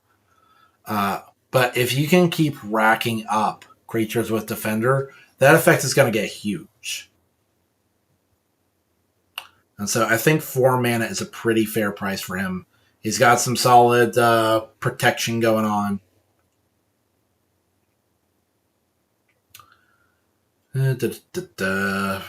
Kyoshi Warriors. They have their own Kyoshi Warriors. So theirs is just white. 2 mana, 2/3. It's vanilla, though. Mine is 2 mana, 2/2. Costs 2 different colors. But they have haste and vigilance and landfall, where they get bigger the more lands you play on that turn. Got Long Fang. Here's the funny thing, right? I was actually originally going to call my Long Fang Grand Secretariat, but I thought the name was too long. I thought it was too big. And so I was hesitant to do it. But here we go. And you'll see, in terms of art, we even use the same moment where he's looming over his cool, creepy green flame. And same type line, almost the same stat line. But theirs costs 1 less and has 1 less power. Theirs says, whenever another creature you control or a land you control is put into a graveyard from the battlefield. Strange that it doesn't just say die. Whenever another creature you control or a land you control is put into a yard from the field, put a +1/+1 counter on target creature you control. Okay, that's pretty okay. Mine is more of a sphere of safety effect. Creatures can't attack you unless their controller pays X for each of those creatures, where X is the number of creatures you control with Defender. So that is going to be a pretty solid deterrent, even more protection from a Defender-heavy archetype. It's interesting, though, that mine is green and white and theirs is green and black. Very strange, honestly. I kind of get it. I can see him going either way. Either black and green or black and white. And now, we have this cycle, right, of X and Y. Because you saw Appa and Momo earlier. And then Mei and Ty Lee, they're also part of the cycle. I want to see what the others were. We had Ran and Shaw last time. And Twee and Law for the Water Tribe. Now we have Oma and Shu. And same thing, they cost 3 mana. They're rare, they're big. Whenever a land enters, you create a wall. And you can sacrifice a creature you control with Defender to deal X damage to target creature equal to the sacrificed creature's toughness. So this becomes very powerful, very fast, mounting enormous defense and offense in equal shares. I'm pretty pleased by that design. We've also got Return to Amashu, which will let you look through your library and your graveyard for any land you want and put it into your hand. That is pretty solid. What else? Tales of Ba Sing Se. So we have a couple sagas here. I really mean to make more. You like that art, by the way? I think I picked some pretty solid art for this card. So, Chapter 1, you may discard a card if you do draw a card. 2 is you may play an additional land this turn. And then 3, you may put a creature card with mana value 3 or less from your hand onto the battlefield. Pretty solid, and I think it does a pretty good job of giving an impression of what Uh, well, what kind of transpires in Tales of Bossing Say? Let's see. This one is just Toph Bei Fong. And this is based on her after she learns metal bending, right? So if we can check this out, they've got. Wait, where's the? I was like, where's Toph the first metal bender? Did I accidentally close that?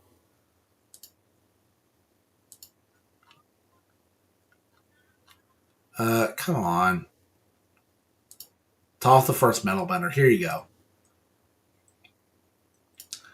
There says, um, well, there's a 3 colors. It's a 3/3 for 4. Non-token artifacts you control are lands in addition to their other types. At the beginning of your end step, Earthbend 2. That's interesting.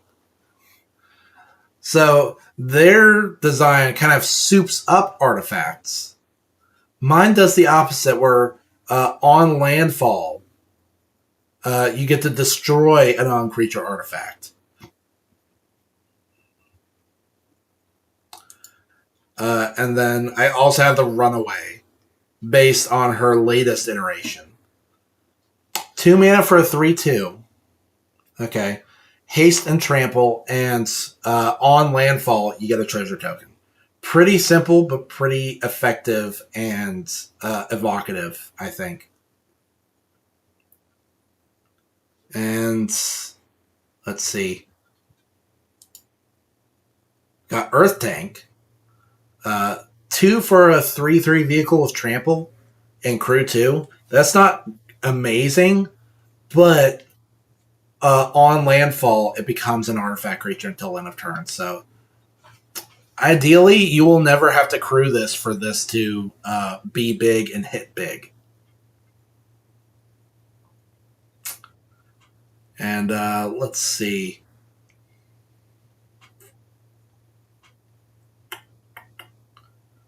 We'll go ahead and check out the lands.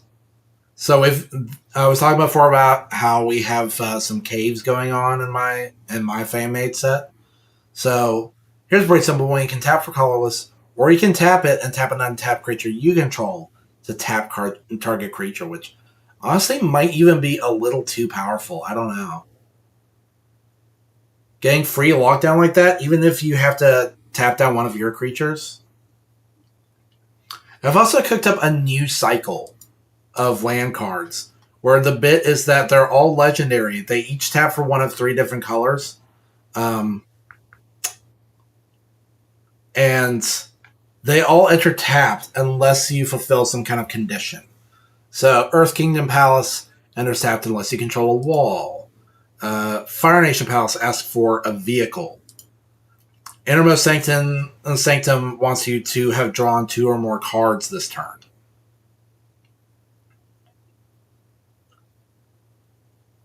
And then there's... Hold on a second, let me pull this up.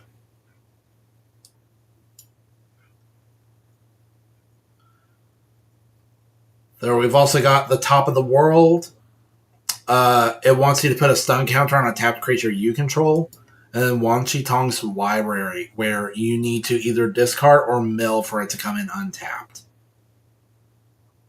And I think that's 1, 2, 3, 4, 5. Yeah, that's all of them. We've also got the Great Divide.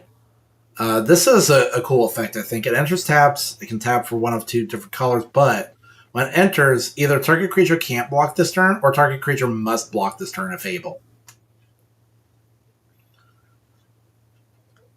So I think that's pretty evocative of the episode, like, about the 2 different tribes and their compulsion towards conflict. It's got another cave, Lake Laogai. Tap for colorless, or you can pay 5 and tap it. Until end of turn, target creature can't attack or block, and its activated abilities can't be activated. So that's some good reusable pacifism style lockdown. Old Bossing Say is another cave, also taps for colorless. Or you can make 3 and target creature with flying can't attack or block this turn because, it's a cave. And Ring of Bossing Say. When this land enters, you gain 2 life for each land you control named Ring of Bossing Say. So I think that's pretty good. It's also like just really effective because there are 4 rings, right? There's like the ring that's just farmland, and then the ring that's the commoners, and then there's all the aristocrats, and then the final innermost ring is just for the nobility. And that does it for now. We're almost done making this set.